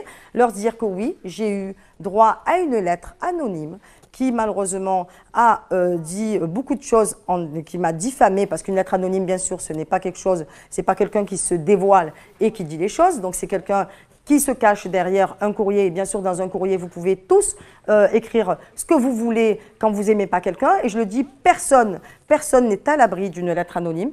Personne, aucun élu aujourd'hui en France n'est à l'abri d'une lettre anonyme, même pas vous, madame, puisque vous êtes journaliste maintenant, oui. Donc est à l'abri d'une lettre anonyme. Cette lettre anonyme a dit un certain nombre de choses, comme vous les avez dites. D'ailleurs, vous voyez que vous arrivez même encore à dire que même, alors que c'est quand même la mesure de ma piscine, c'est pas, on ne peut pas dire, vous vous rendez compte que vous avez multiplié par 2 presque la mesure de ma piscine. Mais bon, c'est pas grave, pour donner un peu plus de corps à votre question. Mais au-delà de ça, je le dis, l'enquête, c'est moi qui ai demandé à être entendu. C'est pas le PNF, c'est moi qui ai demandé à être entendu parce qu'un an après la perquisition et tout ce qui s'en suivait, je n'avais toujours pas de nouvelles pour quelque chose qui devait être très grave et qu'on devait résoudre. Je n'avais toujours pas de nouvelles. C'est moi qui ai harcelé le PNF en disant maintenant, vous allez m'entendre, vous allez m'écouter, je vais vous répondre. Ce que j'ai fait, je peux vous dire qu'aujourd'hui le PNF est rassuré. Moi, je l'étais déjà, donc c'est pas le problème. C'est une enquête à charge et à décharge. C'est exactement comme ça que ça se fait, une enquête du PNF. Elle était à charge et à décharge. Elle est aujourd'hui, de ce point de vue-là, clarifiée, je vous l'assure. Elle est de ce point de vue-là, madame, clarifiée. Je crois que mon avocat a dit très bien dit les choses. Je pense que il ne va pas y dire des choses bêtement comme ça, parce que peut-être vous êtes journaliste, mais moi je la vis l'histoire, je la vis de l'intérieur. J'ai aussi une famille, j'ai des enfants, et je souhaite aussi faire en sorte que mes enfants qui ont beaucoup souffert de tout ça, énormément souffert, parce qu'aucun cadeau ne m'a été fait, mais c'est pas grave, aucun cadeau ne m'a été fait de ce point de vue-là. Donc ce que je peux vous dire, c'est pour ça que j'ai anticipé, que j'ai demandé à être entendue. Cette affaire, elle est de mon point de vue réglée. Elle n'est pas classée, l'affaire n'est pas classée. Mais c'est pas mon faute, hein, après demander au PNF. Oui, mais au bout de 4 ans, attendez. La justice n'a pas décidé de refermer. Mais ça, c'est son problème, la justice. C'est pas le mien, je m'en fous, c'est son problème. Vous êtes toujours soupçonné de prise illégale d'intérêt. Non, d'abord, non, attention. Non, c'est là, attention. Je vous en supplie, arrêtez. Arrêtez, parce que là, franchement, vous allez aller loin. Et franchement, je veux vous protéger, là. Arrêtez. Donc, je vous le dis, je vous protège, madame. Arrêtez. Voilà. Ce que je peux vous dire, quand vous ne connaissez pas l'affaire et que vous ne connaissez pas le dossier, s'il vous plaît, ne dites pas ce que vous ne savez pas. Ça fait 4 ans, madame. Voilà, 4 ans. Et que si la justice considérait, parce que je m'inquiète pour la justice, hein, c'est-à-dire que si j'ai volé, si j'ai triché, si j'ai fait quelque chose et que je suis encore là en train de parler en tant que candidate à la mairie de Marseille, alors c'est que la justice, elle a un grave problème. Voilà, je vous le dis. Alors c'est que la justice, alors c'est que la justice a un grave, qu'elle prenne du temps. 4 ans, quand vous considérez qu'il n'y a pas 50 millions de personnes, je suis concernée toute seule. Donc à la limite, c'est facile de voir s'il y a problème ou pas problème. Et croyez-moi que j'ai fourni tous les éléments, que la justice a tous les éléments et que vous inquiétez pas. Et j'espère qu'on reviendra après les municipales vous n'avez pas répondu à ma question. Qu'est-ce que je vous réponds à quoi? Si vous avez bénéficié de passe-droit. Je n'ai pas bénéficié de passe-droit, voilà, clairement. Alors, je vous le dis, je n'ai pas bénéficié de passe-droit parce que je n'ai strictement rien demandé, madame. Voilà. Cette enquête porte aussi sur des membres de votre famille, donc plus précisément 2 cousins, qui ont bénéficié d'importantes subventions de la région, alors que vous y étiez vice-présidente à la vie associative. Alors, on peut se poser la question de savoir si vous avez bénéficié de passe-droit. La justice, qui n'a pas encore rendu sa décision, tranchera là-dessus. Mais on peut aussi vous demander si les passe-droits, vous les accordez pas aussi, en fait. Je n'ai jamais accordé de passe-droit, madame. Jamais. Voilà. Je n'ai jamais accordé de passe-droit. Et je vous mets au défi, madame. Je vous mets au défi de trouver un élément, pas deux, je vous en demande un, dans lequel vous me verrez accorder un passe-droit. Je n'ai pas accordé de passe-droit. J'étais vice-présidente au sport. La région a mené une politique en matière de sport, d'équipement, et ça parle de l'investissement sur des stades partout dans la région.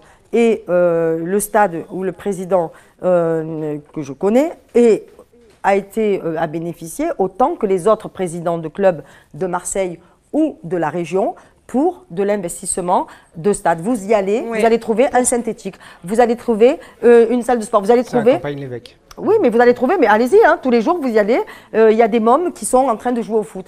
Eh bien de ça j'en suis fière et je l'assume.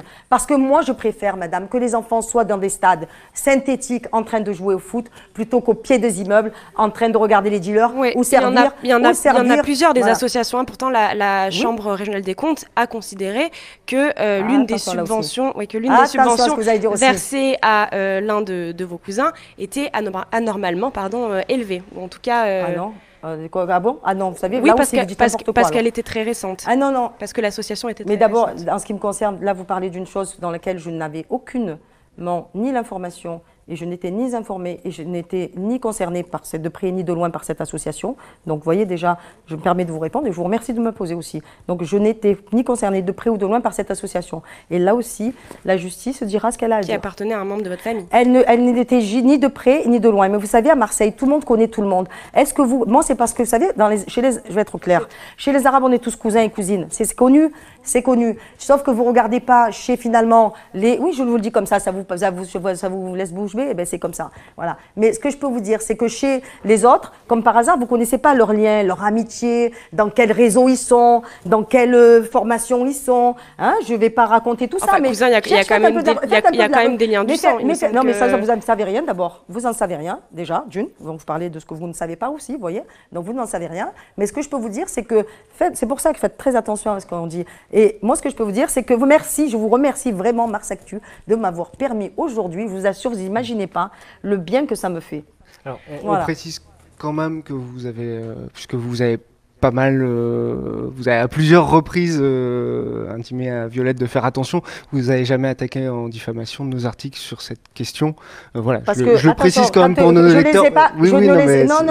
C'est une précision quand même qui me paraît utile. D'abord, vous avez déjà été attaqué, Mars Actu, et vous avez déjà perdu. Donc, on vous a déjà attaqué en diffamation et vous avez déjà perdu. Alors, ça, c'est une réalité. Donc, attendez. Oui, mais peu importe, vous avez déjà été attaqué et vous avez déjà perdu. Je ne vais pas passer mon temps. Oui, une seule fois, déjà une. Oui, vous avez perdu. Rappelez-moi, c'était en quelle année ? Mais peu importe, mais vous avez perdu. Je vous ai déjà attaqué en diffamation et vous avez déjà perdu. Donc, je suis pas là.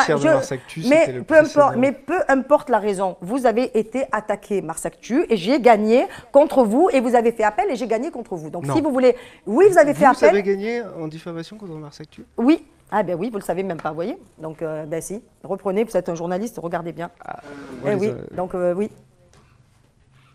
C'est M. Dumontel, votre mari, qui... Oui, ben c'est pareil, mon mari et moi, c'est pareil. Voilà. D'accord, ok. D'accord, voilà. Mais il ne savait rien à voir avec vous. Mon mari et moi, c'est pareil. Moi, je ne dissocie pas mon mari, c'est avec lui que je dors le soir. Hein, donc, excusez-moi, c'est pas avec vous. Hein, oui, non, mais ça avait rien à voir. En tout cas, tout ce qu'on a écrit concernant ces enquêtes, mais en tout cas, non, parce que vous avez attaqué en diffamation. Regardez, si vous voulez, je vous attaque demain, hein, madame, hein, donc ne vous amusez pas. Ce que je peux vous dire, ce que je n'ai pas... Vous savez, je vais vous dire une chose.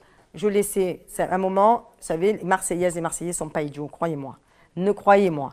Voilà, ils ne sont pas idiots. J'ai laissé l'enquête se faire. Maintenant, je vous dis juste parce que vous apportez des affirmations que vous n'aviez pas apportées dans... vous avez dit beaucoup de bêtises, tous les uns et les autres, mais je ne peux rien. Hein, après, je ne vais pas vous... vous êtes des journalistes, je vous laisse un peu des fois... Oui, mais des fois, vous écrivez des bêtises aussi. Hein, ça vous arrive. On l'a écrit et vous ne nous avez donc jamais attaqué pour ça. Mais si vous voulez que je vous attaque, on va passer... Vous voulez que je vous attaque? Faites-le, la loi est la loi. Donc voilà, attendez, je ne vais pas passer mon temps, vous attaquer les uns et les autres. Mais j'ai une troisième question. Je ne veux pas que Mars Actu meure, donc je ne veux pas qu'il me donne trop d'argent. Voilà. J'ai travaillé personnellement sur des sujets qui concernent votre secteur, enfin le 15-16. J'ai travaillé par exemple sur le marché puce, où des commerçants sont inquiets pour leur avenir. Je suis allée voir aussi des habitants des Crottes qui sont aussi inquiets parce qu'ils sont expropriés pour laisser la place à Euroméditerranée. Là-bas, et sûrement ailleurs, les gens ils vous connaissent bien. Vous êtes allés sur place, vous leur avez dit que ce qu'ils vivaient était injuste, que vous étiez avec eux. Mais moi, quand je parle un petit peu plus avec eux, finalement, il y a une phrase qui revient assez régulièrement. C'est ah bah oui, Samia Ghali, on voit très bien qui c'est. Elle est venue, elle a dit que c'était un scandale. Elle est repartie et on l'a jamais revue. Finalement, est-ce que Samia Ghali, c'est pas un peu que de la bouche? C'est vous la bouche, hein? Non, je vous pose la question. C'est vous la bouche, parce que vous parlez beaucoup pour pas dire grand-chose. Hein. Mais ce que je peux vous dire, c'est que... Non, je pense pas que j'ai beaucoup parlé, écoutez, mais allez-y. Écoutez, là-dessus, oui, c'est un scandale. Oui, c'est un scandale. Voilà, oui, c'est un scandale. Malheureusement, Euroméditerranée, je ne maîtrise pas Euroméditerranée. Vous avez bien compris, je n'ai aucun pouvoir sur Euroméditerranée. Pour autant, d'abord, les commerçants, j'étais encore avec eux il y a 1 mois et demi en préfecture pour travailler sur leur situation. Et j'étais encore hier matin chez eux. J'étais encore hier matin avec eux sur leur situation. Concernant les habitants, d'abord, les choses ne sont pas terminées. J'ai demandé un certain nombre de choses. C'est sûr que je ne suis pas allée tous les quarts d'heure les voir. Mais contrairement... Je vous donnais des exemples comme ça, mais on peut un peu multiplier les exemples. Par exemple, pour l'inauguration de la station GEZ, c'est un peu la même chose. Vous êtes arrivé, vous avez fait un scandale et puis vous êtes reparti, vous n'êtes pas resté le temps de l'inauguration. Ce que je veux vous dire, c'est que, est-ce que vous n'êtes pas un petit peu... Moi, j'ai fait raconter là. Un petit peu... Comment dire, une bête médiatique. Est-ce que derrière, ça vous dérange ? Vous êtes autant dans la représentation que dans l'action? Vous savez, si j'étais... c'est dommage, hein, mais vous auriez pu aller voir toutes les cités que j'ai citées. Là. Vous auriez mieux fait d'aller les voir pour leur demander si j'étais juste dans la parlotte, parce que contrairement à ceux qui sont candidats... Parce que sur le terrain, c'est quelque chose qui revient régulièrement. Écoutez, on n'a pas les mêmes retours du terrain. Et croyez-moi, parce que la différence, c'est qu'aujourd'hui, moi, ils me voient sur le terrain, contrairement à d'autres qu'on n'a jamais vus, qui ont été élus, qui n'ont jamais mis les pieds et qui viennent donner des leçons aujourd'hui, justement, en disant les choses. Moi, j'étais sur le terrain, que ce soit à la Castellane, que ce soit aux Crottes, parce que moi, ils m'ont vu, mais d'autres, ils ne les ont pas vus. Vous auriez dû leur poser la question, tous mes adversaires, les candidats, de savoir si eux, ils les ont vus. Est-ce que vous leur avez posé la question ? Non, mais en tout cas, ce qui me répondait, c'était ça qu'il aurait fallu. Non, mais il aurait fallu leur dire. Mais il n'y avait pas forcément eu d'action après. Il aurait fallu. D'abord, vous n'en savez rien s'il n'y a pas eu des actions derrière. Donc le travail, il se fait. Ils sont en relation directe, et c'est Madame Boulinseur qui s'occupe de cette partie-là et qui est en relation avec elle. Donc je pense qu'ils ont dû vous le dire aussi. Vous parlez du marché aux puces? Non, je parle des habitants des Crottes. Après, le marché aux puces, on va y venir. Et au marché aux puces, c'est bizarre que les commerçants vous auraient dit ça. Oui, il y en a certains qui disent ça. Certains. Je vous promets mais je ne sais pas qui vous avez. Je sais pas avec qui vous avez parlé, parce qu'apparemment là-dedans il y a une présidente qui fait de la politique et qui est candidate contre moi. Donc vous savez, quand on se sert, d'accord. Bon, ben voilà. Mais peut-être qu'elle vous a accompagné. Eh ben voilà, vous voyez déjà. Mais c'est bien parce que vous voyez déjà de qui je parle. Donc ça veut dire que finalement vous avez été orienté. Oui, mais ça veut dire que vous avez bien été orienté. Ça veut dire que vous avez bien été orienté pour aller discuter avec certains. Ça veut dire qu'elle fait son travail, qu'elle parle avec tout le monde. Mais vous savez, je vais vous dire une chose. La vie politique, madame, la vie politique, c'est quelque chose de très compliqué. Quand vous vous occupez des gens, c'est dur. C'est dur surtout quand ils sont dans la souffrance. C'est vrai, vous avez raison. C'est dur quand ils sont dans la souffrance. Et quand ils sont dans la souffrance, ils ont toujours le sentiment que ça ne suffit pas ce que vous faites parce que vous n'en faites jamais assez pour eux. Mais à la différence, moi, c'est que non seulement je m'en occupe, je peux vous dire sur les Crottes, on a fait un état des lieux, j'ai demandé une mousse à Euroméditerranée pour pouvoir répertorier les gens qui y habitent pour que quand il va y avoir de la démolition, on puisse le reloger. Vous avez des personnes qui ont 90 ans et j'ai demandé à Euroméditerranée de surseoir à la date pour les laisser 90 ans, on ne va pas faire déménager des gens qu'on va complètement déstructurer, qui sont complètement perdus, et on va les mettre où? Parce qu'ils ont l'habitude, depuis ils sont nés là, c'est des générations, c'est des immigrés italiens, espagnols, arméniens qui sont là depuis toujours. Et quand vous allez les déraciner, bien sûr que ça les met en souffrance. Mais sachez, je vous rassure, vraiment, alors vous pouvez avoir des... C'est pour ça qu'ils disent ça alors, peut-être, vous pensez? Comment? Ce serait pour ça qu'ils disent ça, que des gens sont en souffrance et que du coup ils ont l'impression que... Ah non, mais je le comprends. Non, mais je comprends qu'ils aient le sentiment que ça va pas vite, qu'on répond pas, mais pour l'instant ils sont encore aux Crottes. Est-ce qu'ils sont partis? Oui, certains ont été expropriés. Mais certains ont été expropriés parce que là, ils étaient programmés. Mais qu'est-ce que vous voulez que je fasse? Une expropriation programmée par Euroméditerranée. J'ai fait tout ce que je pouvais. J'ai fait des réunions Euroméditerranée. Je les ai reçus à la mairie. Certains, on les a relogés, on les a aidés à se reloger. Et c'est nous, mairie de secteur, qui avons aidé à les reloger. Je le dis quand même. Mais à la différence, madame, ce que j'aurais aimé, c'est dommage que vous ne l'ayez pas fait, c'était peut-être de demander, savoir s'ils ont vu les autres candidats. Parce que vous savez, dans la démocratie, c'est de dire, il y a Madame Gali, elle n'a peut-être pas tout fait bien. Certes, bien sûr, il y a des choses que j'ai fait excellemment bien. Il y a des choses parce que je n'ai pas les moyens, parce que je n'ai pas l'autorité. Parce qu'il faut remettre les choses dans leur contexte. Est-ce que c'est moi la présidente d'Euroméditerranée? Oui, mais alors il ne faut pas faire de promesses. Mais j'ai jamais fait de promesses. Ah non, attendez. Ça, par contre, alors je peux vous dire une chose, hein. Vous savez, si je devais faire des promesses, aujourd'hui, j'aurais reçu des cailloux. Moi, je peux me balader partout dans Marseille. Je peux regarder tout le monde dans les yeux parce que je n'ai jamais fait de promesses que je n'ai pas pu tenir. J'ai dit que j'allais me battre pour eux. Je l'ai fait et je le fais. Sauf que malheureusement, on est face à une machine qui s'appelle Euroméditerranée, sur laquelle je dis des choses. J'ai des courriers, je vous les mets à votre disposition si vous le souhaitez. Parce que ça aussi, je vais vous les passer. Parce que si j'avais su, si vous m'aviez dit que vous allez me poser ce genre de questions, je vous garantis que je vous aurais amené tous les éléments. Mais je vais vous les amener et j'espère que vous allez les rajouter parce que c'est important que les électeurs, les électeurs et bien sûr les auditeurs le comprennent. C'est qu'à un moment, ils puissent regarder les choses dans leur ensemble et qu'on n'essaie pas encore de les dévier sur des sujets ou faire croire que Samia Ghali, ce n'est pas de la communication, madame. Parce que si c'est de la communication, je serais déjà morte aujourd'hui. Je serais déjà morte parce que vous ne fonctionnez pas, vous qui êtes de la presse. Vous savez ce que c'est que la communication. Vous pouvez résister à la communication un temps. Quand votre communication n'est pas suivie des faits, vous ne tenez pas. Alors, si j'ai tenu dans le 15-16... En tout cas, vous dépensez beaucoup d'énergie pour ça. Si j'ai peut-être, je dépense autant d'énergie que ce que je dépense d'énergie pour aider les gens, madame. C'est toujours... Et quand je fais quelque chose, je le fais avec beaucoup d'énergie. Ne vous en déplaise.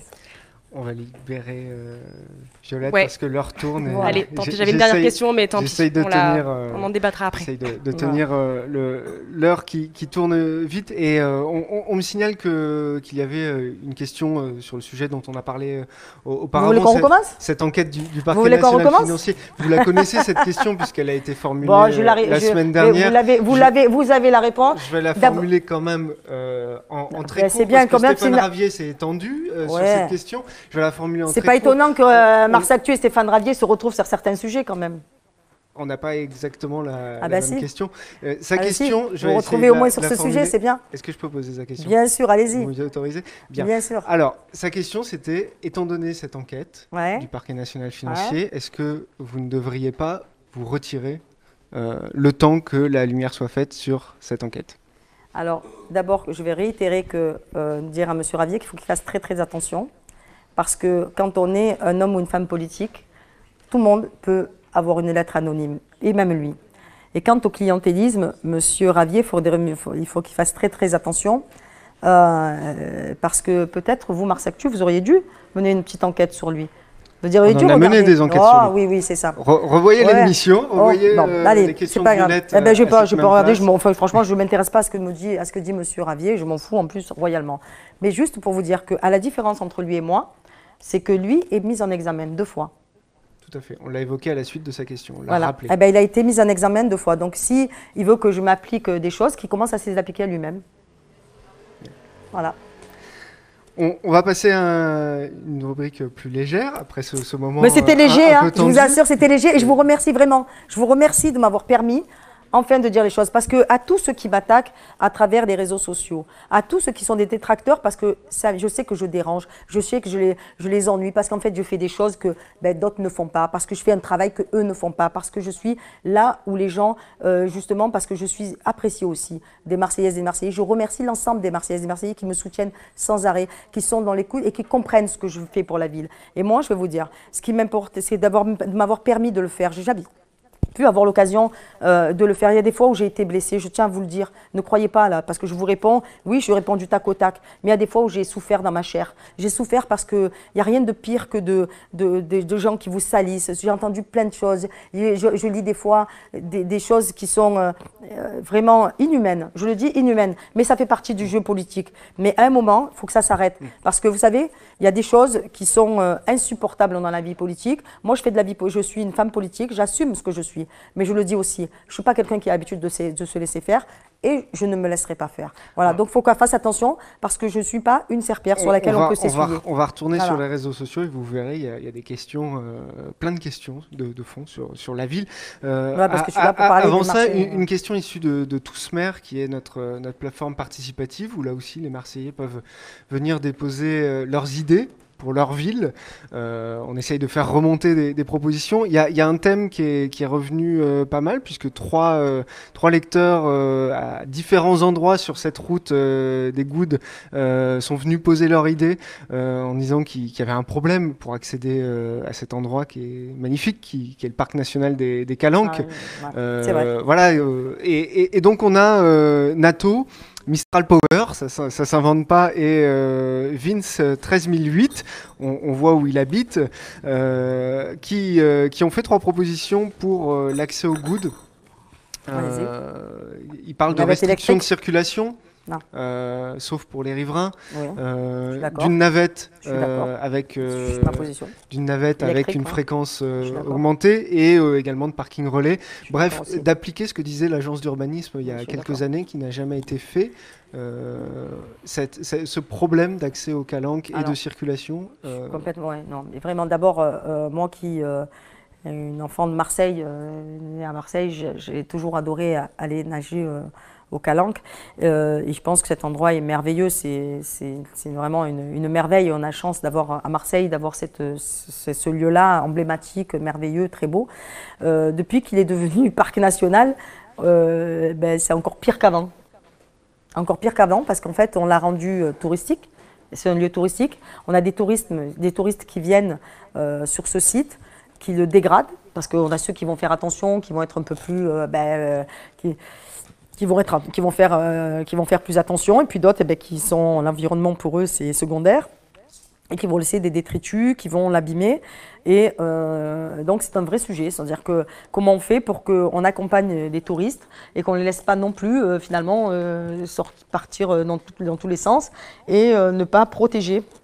Et puis comment on fait pour y aller autrement qu'en voiture parce que... Non, mais moi je suis pour qu'il y ait une navette électrique qui monte, qui accompagne les gens avec un parking relais en bas, avec une navette qui permette tout simplement d'accompagner les gens et que d'abord ça permet de ne pas non plus les laisser sur le... D'abord parce que c'est pas évident de monter pour aller à Sormiou, il faut vraiment le mériter, quoi. Oui, voilà, il faut reconnaître. Mais quand vous êtes avec des enfants, quand vous êtes personne aussi à mobilité réduite, doivent pouvoir y monter, y grimper.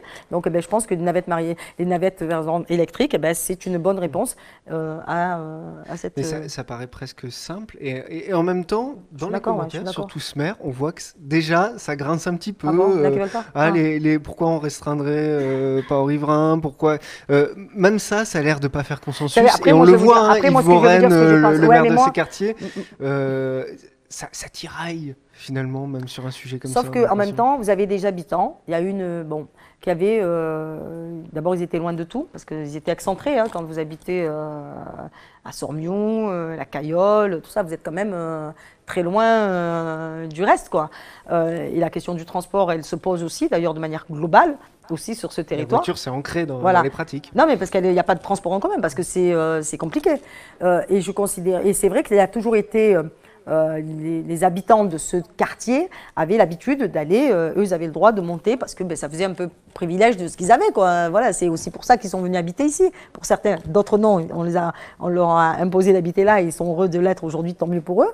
Mais d'autres sont venus, c'est un choix qu'ils ont fait de vie que de venir habiter là. Donc je pense sur cette question, il faut permettre à tout le monde de trouver un équilibre. Et moi je pense que s'il y avait des navettes électriques régulières, même les habitants prendraient ces navettes.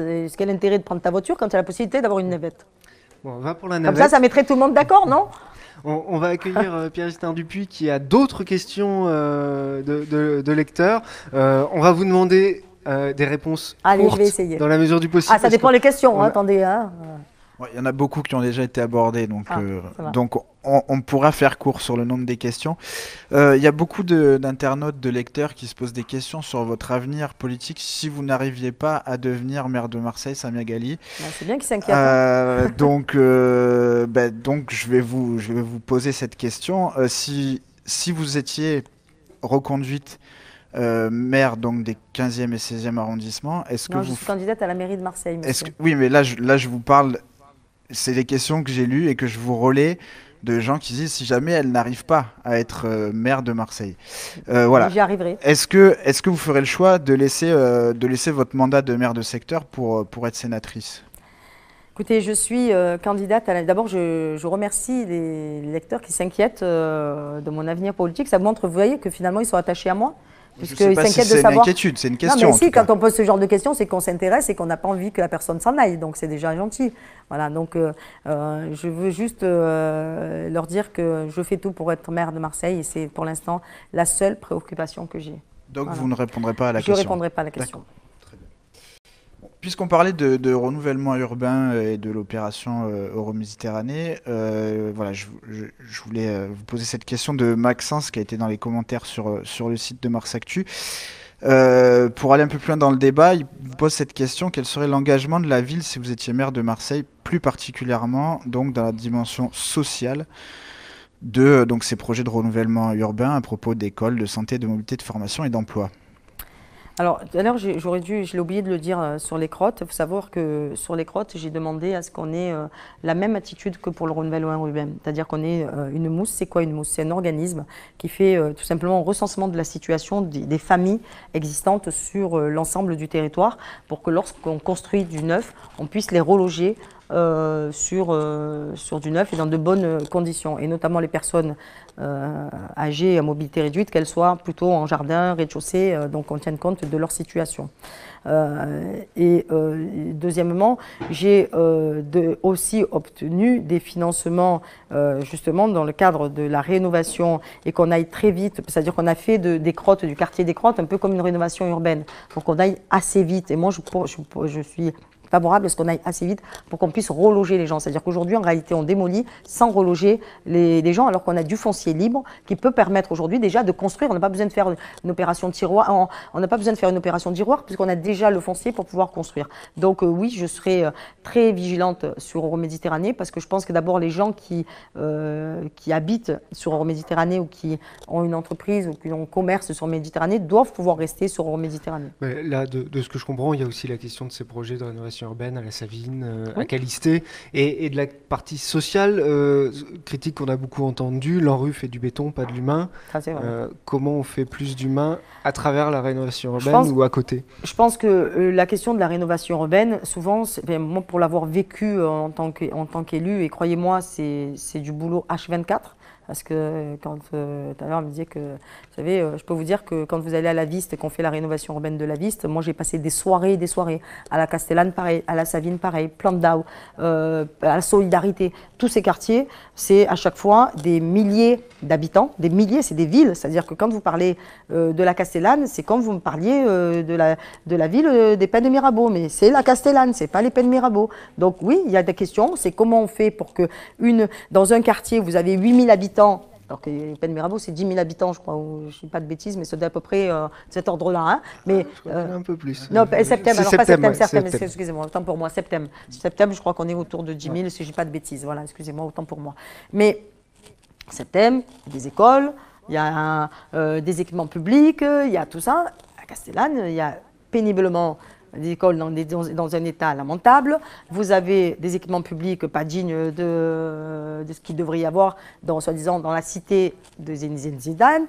Vous avez, voilà, c'est tout ça. Alors comment faire pour reprendre les leviers? Ça veut dire qu'il faut reprendre les choses à l'envers. Il faut arrêter de dire, d'abord, on n'est pas obligé de toujours démolir, parce que franchement, des fois, les anciens logements sont meilleurs des fois que les nouveaux, en termes ne serait-ce que d'équipements, enfin d'insonorisation, des murs et même à tous les niveaux. L'agencement aussi des appartements qui sont grands, hein, les anciens étaient grands, enfin ils sont bien organisés pour certains. C'est tout simplement de créer, moi c'est pour ça que je veux, et notamment dans mon programme je l'ai mis, c'est redonner du cœur aux centres sociaux. là aussi. Remettre les centres sociaux, leur donner les moyens. On a besoin de redonner des moyens aux centres sociaux. On a besoin de redonner des moyens aux écoles. Et ça doit rentrer dans un projet. Il faut arrêter aussi de faire des voies là où on n'en a pas besoin. Mettre de l'argent là où on n'en a pas besoin. Et pas décider pour les habitants. Et laisser aussi les habitants décider de ce qu'ils souhaitent. Et par contre, ce qui est grave dans le projet en rue, c'est que lorsque vous faites un projet, vous dessinez un projet. Allez, je vais prendre un enfant de 5 ans, 6 ans, à qui on va dire qu'il va avoir un équipement public. Il a 20 ans ou 25 ans, il n'a toujours pas l'équipement public. Des fois, il se retrouve lui-même parent, et en tant que parent, il entend encore les mêmes choses pour son enfant. Donc ça passe des fois une génération entière, c'est pas possible. Il faut aller beaucoup plus vite. On est la seule ville de France où la question de rénovation... On avait dit cours. Il faut dépenser, mais ça veut dire qu'il faut... Non, mais ça veut dire qu'il faut engager... Excusez-moi, mais je vais répondre, monsieur, c'est clair. Je réponds. C'est engager les projets rapidement. Aujourd'hui, la ville de Marseille n'engage pas les projets. La médiathèque de Saint-Antoine, elle aurait dû être faite depuis 20 ans. On est en train de la construire. C'est peut-être vous qui couperez le ruban.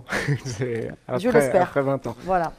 Question suivante. Oui, donc je voudrais revenir sur une affaire à propos de logements indignes. C'est une affaire qui a été révélée par Mars Actu concernant des logements appartenant à M. Ansker. Cette affaire a révélé que M. Fructus avait aussi, donc le mari d'Arlette Fructus, tout juste démissionnaire de sa casquette de l'habitat à la ville, avait aussi des logements indignes à la rue Mireille. Vous, Samia Ghali, alors c'est une question d'un lecteur, hein, comme la Marseillaise l'a raconté, vous possédez un box à cet endroit. Est-ce que c'est vrai? C'est ce que demande ce lecteur. Et non, mais après j'ai une autre question que je voulais vous poser. Ah, ça va avec? Mais non, mais déjà, dites-nous, confirmez-nous si c'est le cas ou pas. Sans jugement, je vous pose cette question. Si, écoutez, là aussi, je vais être maintenant, trop c'est trop, vous voyez, donc je vais répondre même avec le sourire. Voilà.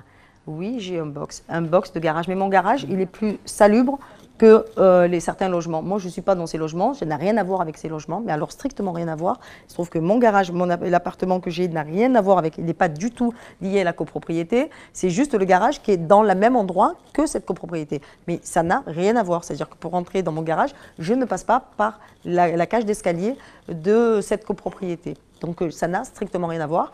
Et je le dis parce que vos confrères à qui que je viens d'avoir au téléphone, à qui j'ai demandé de rectifier certaines choses, parce que maintenant ça suffit. Voilà. Et oui, il y aura sur cette question, je le dis clairement, en fonction de ce que quelqu'un dira quelque chose, que ce soit un internaute, que ce soit quiconque, un journaliste, je déposerai plainte. Voilà, pour diffamation. Parce que maintenant, ça suffit. Je vais avoir le droit de respirer quand même. Je vais avoir le droit de vivre sans qu'on vienne maintenant, sans arrêt, venir me dire des choses. Vous savez, je pense qu'il faut aussi, à un moment, avoir un peu de pudeur, avoir un peu aussi de respect pour les gens, pour ce qu'ils sont. Moi, j'ai pour habitude, vous savez, j'ai l'habitude de prendre des coups. Vous savez, de là où je viens, les rats ne m'ont pas bouffé. Les rats ne m'ont pas mangé de là où je viens. Alors, croyez-moi, ce ne sera ni mes adversaires, ni une certaine presse qui, de toute manière, est motivée politiquement, parce qu'on a des presses aujourd'hui à Marseille dans lesquelles nous n'arriverons plus à faire une campagne des municipales parce qu'elles sont partisanes. Je n'y peux rien. C'est pas le cas de Marseille. Et est-ce que pour continuer sur ce sujet-là, il y avait une question de fond derrière. Celle-là, elle est pas. Est-ce que vous êtes favorable? Là, je vais vous parler d'une proposition. Est-ce que vous êt favorable à la proposition qu'a fait Emmaüs Pointe-Rouge, donc qui invite les candidats à déclarer publiquement les logements locatifs qu'ils possèdent? Est-ce que c'est quelque chose que vous pourrez trouver Alors, vous savez, je vais vous dire une chose, alors ce qui me concerne, c'est déjà transparent, puisqu'en tant que sénatrice, vous savez que la haute autorité, mais je vais rire. Mais pour les gens qui ne sont pas élus, c'est pas. Donc, est-ce que vous pourriez. Enfin, pour moi, attendez. Non, mais là, on parle d'une campagne, il y a les autres candidats. Est-ce que vous seriez favorable à ce genre de proposition? Vous savez, moi, je vais vous dire une chose. Moi, la haute autorité, moi, j'ai tout dans la transparence de la vie politique, j'ai tout déclaré, c'est transparent. La preuve, c'est que vous en parlez tellement c'est transparent. Voilà. J'avoue que c'est vrai que certains, peut-être, je sais pas, bon, je ne suis pas là pour demander aux uns et aux autres de donner. Il faut arrêter le flicage de sans arrêt de tout le monde, quoi. Après, vous savez, la vie, c'est pas de savoir si on a un logement qu'on loue, c'est de savoir si on le fait dans de bonnes conditions. Voilà, c'est tout. Il y a un problème de confiance, visiblement. Il y a un problème de confiance après moi, la crise de l'habitat indigne. Moi, je vais vous dire, je suis pour que, et je le ferai à tous les élus de ma majorité. c'est de signer un engagement de dire qu'ils n'ont pas de logement insalubre. Voilà. Je crois que c'était le sens de... vous répondez à la question. D'accord, c'était la question, ben voilà. Mais c'est pas, je ne sais pas si c'était ça la question. Une toute dernière. Rapidement. Donc une toute dernière. Donc quelle solution proposez-vous au manque de verdure dans notre ville bétonnée au max? Donc ça c'est une question qui nous a été posée sur notre page Facebook. C'est vrai qu'on a une ville... Moi, vous savez, à Marseille, moi je dis toujours, Marseille a 2 poumons. Elle a son poumon bleu, c'est la mer. Et c'est important de la préserver aussi, parce qu'on parle souvent de l'espace vert, on ne parle jamais de la mer. Et moi, j'ai envie aussi de parler de la mer qu'il faut protéger, parce qu'on parle souvent des espaces verts qu'on doit protéger, qu'on doit bien sûr remettre du vert dans la ville. Mais je crois que ça, maintenant, c'est devenu presque national, cette volonté. Il n'y a plus une ville aujourd'hui. Il y a qu'on remarque que nous, on continue à mettre du béton, à mettre des pavés. Voilà, là où on pourrait mettre de la verdure, on met du pavé. Mais moi, je suis effectivement pour verdir la ville, mais je crois que de ce point de vue-là, on est à peu près tous d'accord. Je crois qu'il faut redonner aussi, on est d'abord dans une ville où il fait très chaud, donc quand on met du blanc, des pavés blancs, quand vous êtes en plein cagnard, la chaleur remonte et le soir, il y a tout qui ressort. Je crois qu'il faut, oui, faire bien sûr verdir, il faut donner des espaces, il faut protéger déjà nos espaces verts, il faut faire en sorte que nos parcs soient attractifs, qu'on ait envie d'y aller, qu'on ne côtoie pas les rats dans les parcs, et que tout simplement on peut pouvoir se détendre le soir, aller tout simplement se laisser aller dans ces parcs. Ensuite, c'est pareil. Vous avez une idée de... Parce que certains candidats parlent d'avoir un parc à 10 minutes à pied de chez soi, par exemple, que chaque Marseillais doit avoir un parc. Est-ce que vous avez commencé à regarder comment on quadrille la ville pour parce que c'est pas chacun en profite? Après, il y a des choses. D'abord, il y en a des parcs. Voilà. Il faut juste qu'ils soient en capacité d'accueillir les Marseillais. C'est-à-dire qu'il faut qu'ils soient sécurisés, ce qui n'est pas le cas. Voilà. Qu'ils soient ouverts et fermés, c'est-à-dire qu'on puisse les protéger. Qu'on y mette des points d'eau, ce n'est pas le cas. Qu'on nettoie là où il y a des rats, qu'on les nettoie, qu'on les rend propres, qu'on les rend accessibles, qu'on mette des jeux pour les enfants. Voilà, c'est tout simplement faire en sorte que quand vous allez au parc, vous ne soyez pas juste au milieu de pseudo côté vert. C'est pas ça. Ensuite, il y a la mer. Il y a l'espace littoral. Le littoral, il faudra aussi donner l'accès à la mer visuelle, mais l'accès direct aussi aux Marseillais à la mer. Je crois que c'est aussi important que d'avoir un parc. Donc, je ne vais pas dire qu'il faut un parc à 10 minutes, c'est pas comme ça que je vois les choses. Par contre, c'est de se dire, avoir un espace de vie proche qui vous permette tout simplement de faire profiter vos enfants, vos petits-enfants, pour ceux qui en ont, et tout simplement de profiter soi-même, voilà, et de profiter de l'espace du poumon bleu, mais aussi du poumon vert. C'est noté. Merci Pierre pour cette question. Merci à toutes celles et ceux qui l'ont posée. La dernière question, elle est pour vous. Vous pouvez la formuler pour celui qui vous succédera sur ce fauteuil dans cette émission. Il s'agit d'Yvon Berland, candidat soutenu par La République En Marche. Si vous avez une seule question pour Yvon Berland, ce serait quoi? Franchement, j'ai pas de question. J'ai pas de question parce que moi j'estime que ce sont aux électeurs à poser la question à leur candidat et pas à un politique de poser la question à une autre politique. Voilà, donc je laisse Yvon Berland tout simplement, je vous fais confiance. On en aura plein des questions pour vous. Oui, mais je considère, oui, mais sauf que je trouve que c'est de mon point de vue, c'est pas très sain, voilà. Ouais. Donc je jouerai pas dans ce jeu-là. Ouais, c'est votre choix, voilà. On le respecte et voilà. On aura plein de questions pour Yvon Berland et on espère que les lecteurs également en auront plein. Il est temps pour moi de remercier Synapse, l'équipe technique qui permet la réalisation de ce direct, Aglaé et Sidonie qui nous accueillent une nouvelle fois, et puis je vous invite à diffuser cette émission, à la partager, à continuer à réagir également, et puis à vous abonner si ce n'est pas déjà le cas. Nous avons en ce moment un code promo face à Mars Actu, tout simplement, qui vous permettra de vous abonner à prix réduit et de suivre cette campagne des municipales encore plus d'un mois. Merci beaucoup. Merci Samia Ghali d'avoir accepté de répondre à nos questions, d'avoir aussi accepté d'y répondre pendant plus d'1 heure et demie. C'est quand même un exercice. Et avec franchise. Et avec franchise. Et on se retrouve la semaine prochaine donc avec Yvon Berland.